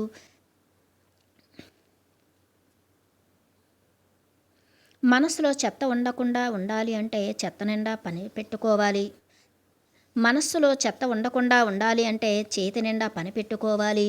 చేతి నిండా సుకర్మ ఉండాలి. మనస్సులో చెత్త ఉండకుండా ఉండాలి అంటే నోటి నిండా సువాణి ఉండాలి. నోటిలో సదా సరస్వతి తాండవించాలి. జిందాబాద్ జిందాబాద్. చేతి నిండా పనికి జిందాబాద్, జిందాబాద్ జిందాబాద్. నోటి నిండా సువాణికి జిందాబాద్. అసలైన చదువు. పిల్లలు దేనికోసం చదవాలి? పెద్దలు పిల్లలను దేనికోసం చదివించాలి?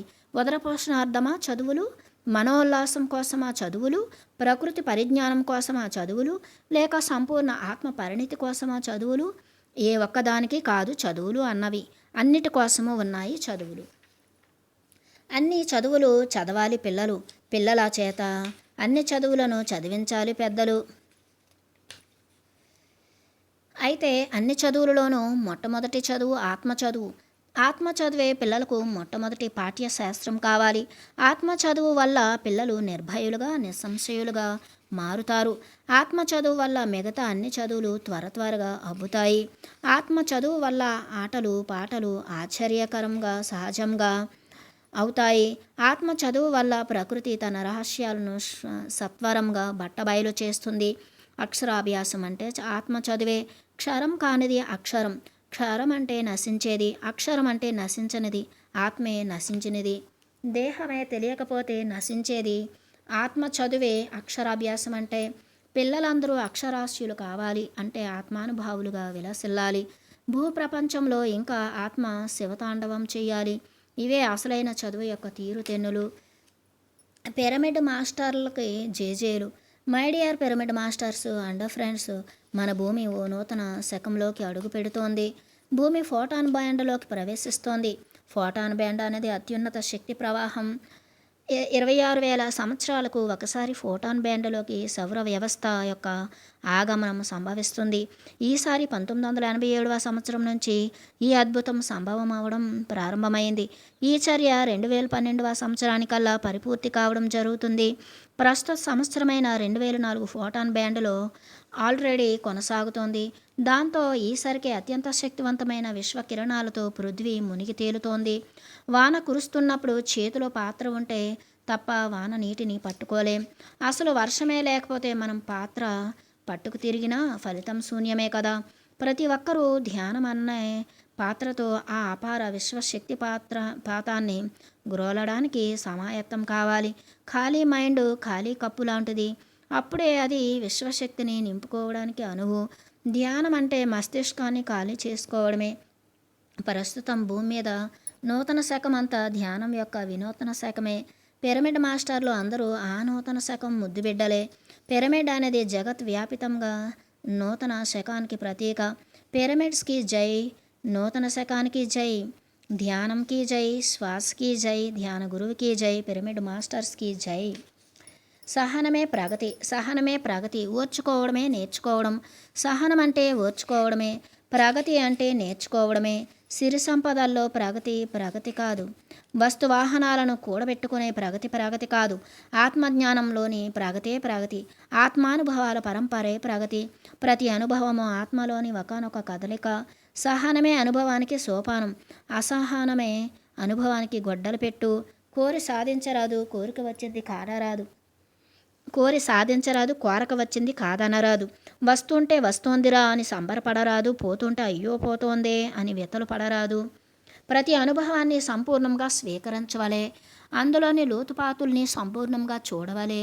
అనుభవాల లోతుపాతుల్ని చూపించే సహనం అంటే ఓర్చుకోవడం, చివరిదాకా ఓర్చుకోవడం. మహాయోగి మిలారెప ఓర్చుకోవడం, యేసు ప్రభువులా ఓర్చుకోవడం, అంపశయ్య మీద భీష్మ పితామహుడిలా ఓర్చుకోవడం. సహనం జిందాబాద్, అసహనం ముర్దాబాద్. ధ్యాన జగత్ ధ్యాన జగత్ అంటే శాంతి జగత్. ధ్యాన జగత్ అంటే అహింస జగత్. ధ్యాన జగత్ అంటే శాకాహార జగత్. ధ్యాన జగత్ అంటే సంతోష జగత్. ధ్యాన జగత్ అంటే సమత్వ జగత్.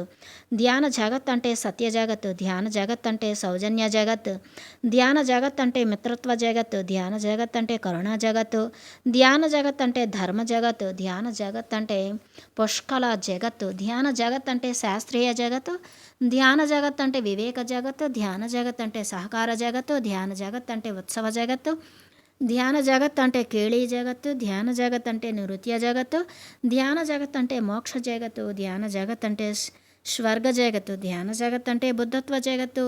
ధ్యాన జగత్తును స్థాపిద్దాం, ధ్యాన జగత్తును నిర్మిద్దాం, ధ్యాన జగత్తులో పులకించుదాం. జై ధ్యాన జగత్తు, జై జై ధ్యాన జగత్తు. ధ్యానధార ఆకాశ గంగాధార. ధ్యానం అంటే శ్వాస మీద ధ్యాస, ధ్యానం అంటే శ్వాసధార మీద ధ్యాసధార, శ్వాస మీద ధ్యాస ద్వారా చిత్తవృత్తి నిరోధం. చిత్తవృత్తి నిరోధం అంటే ఒక అఖండ శూన్యధార. జీవితం అంతా ఒకనొక ధ్యానధార కావాలి. ధ్యానధార ద్వారా ఒకనొక ప్రాణశక్తి ధారను ప్రసాదిద్దాం, సంపాదిస్తాం. ధ్యానధార ద్వారానే విశ్వమయ ప్రాణశక్తి ధార లభ్యం. విశ్వమయ ప్రాణశక్తి ధార అంటే ఆకాశ గంగాధార. ఆకాశ గంగాధార ద్వారా ప్రతి మనిషి ఒకనొక గంగాధరుడు అవుతాడు. గంగాధరుడు అయినవాడు అనతి కాలంలో త్రినేత్రుడు అవుతాడు. ప్రతి త్రినేత్రుడు ఒకనొక పరమశివుడే. శివం అంటే ఆనందం. త్రినేత్రం ద్వారా పరమశివం అంటే పరమ ఆనందం. ప్రతి సగటు మానవుడు ఒకనొక పరమశివుడిగా తప్పనిసరిగా కావాలి. శ్వాస మీద ధ్యాస, శ్వాసధార మీద ధ్యాసధార, శ్వాసధార మీద ధ్యాస ద్వారా అదే ధ్యానధార. ధ్యానధార ద్వారా ప్రాణశక్తిధార, శక్తిధార ద్వారా ఆనందధార. కర్మబద్ధుడు. కర్మలు చేసే తీరాలి, అకర్ముడుగా ఎప్పుడు ఉండరాదు. ఓడిపోతామని తెలిసినా సరే, మొదట్లో అపజయం కలిగినా అపజయం కూడా విజయ పరంపరలోని ఒక మెట్టే అని గ్రహించాలి. కర్మలు చేసే తీరాలి. ధర్మాలు సరిగ్గా తెలియకపోయినా సరే, కర్మబద్ధుడైన వాడికి ధర్మ జ్ఞానం క్రమక్రమంగా తప్పకుండా కలుగుతుంది. ప్రతి ఒక్కడూ కర్మలు చేస్తూనే ఉండాలి. మాతే సంగోత్సవ కర్మణి అని కదా అన్నాడు గీతాకారుడు. సోమరిగా, తమోగుణిగా, అకర్ముడిగా ఎవ్వరూ ఎప్పుడూ ఉండరాదు. రేపు అని ఎవరు ఎప్పుడు అనరాదు. కర్మబద్ధుడు ఎప్పుడు అగ్రజుడే, అకర్ముడు ఎప్పుడు చిట్ట చివరివాడే.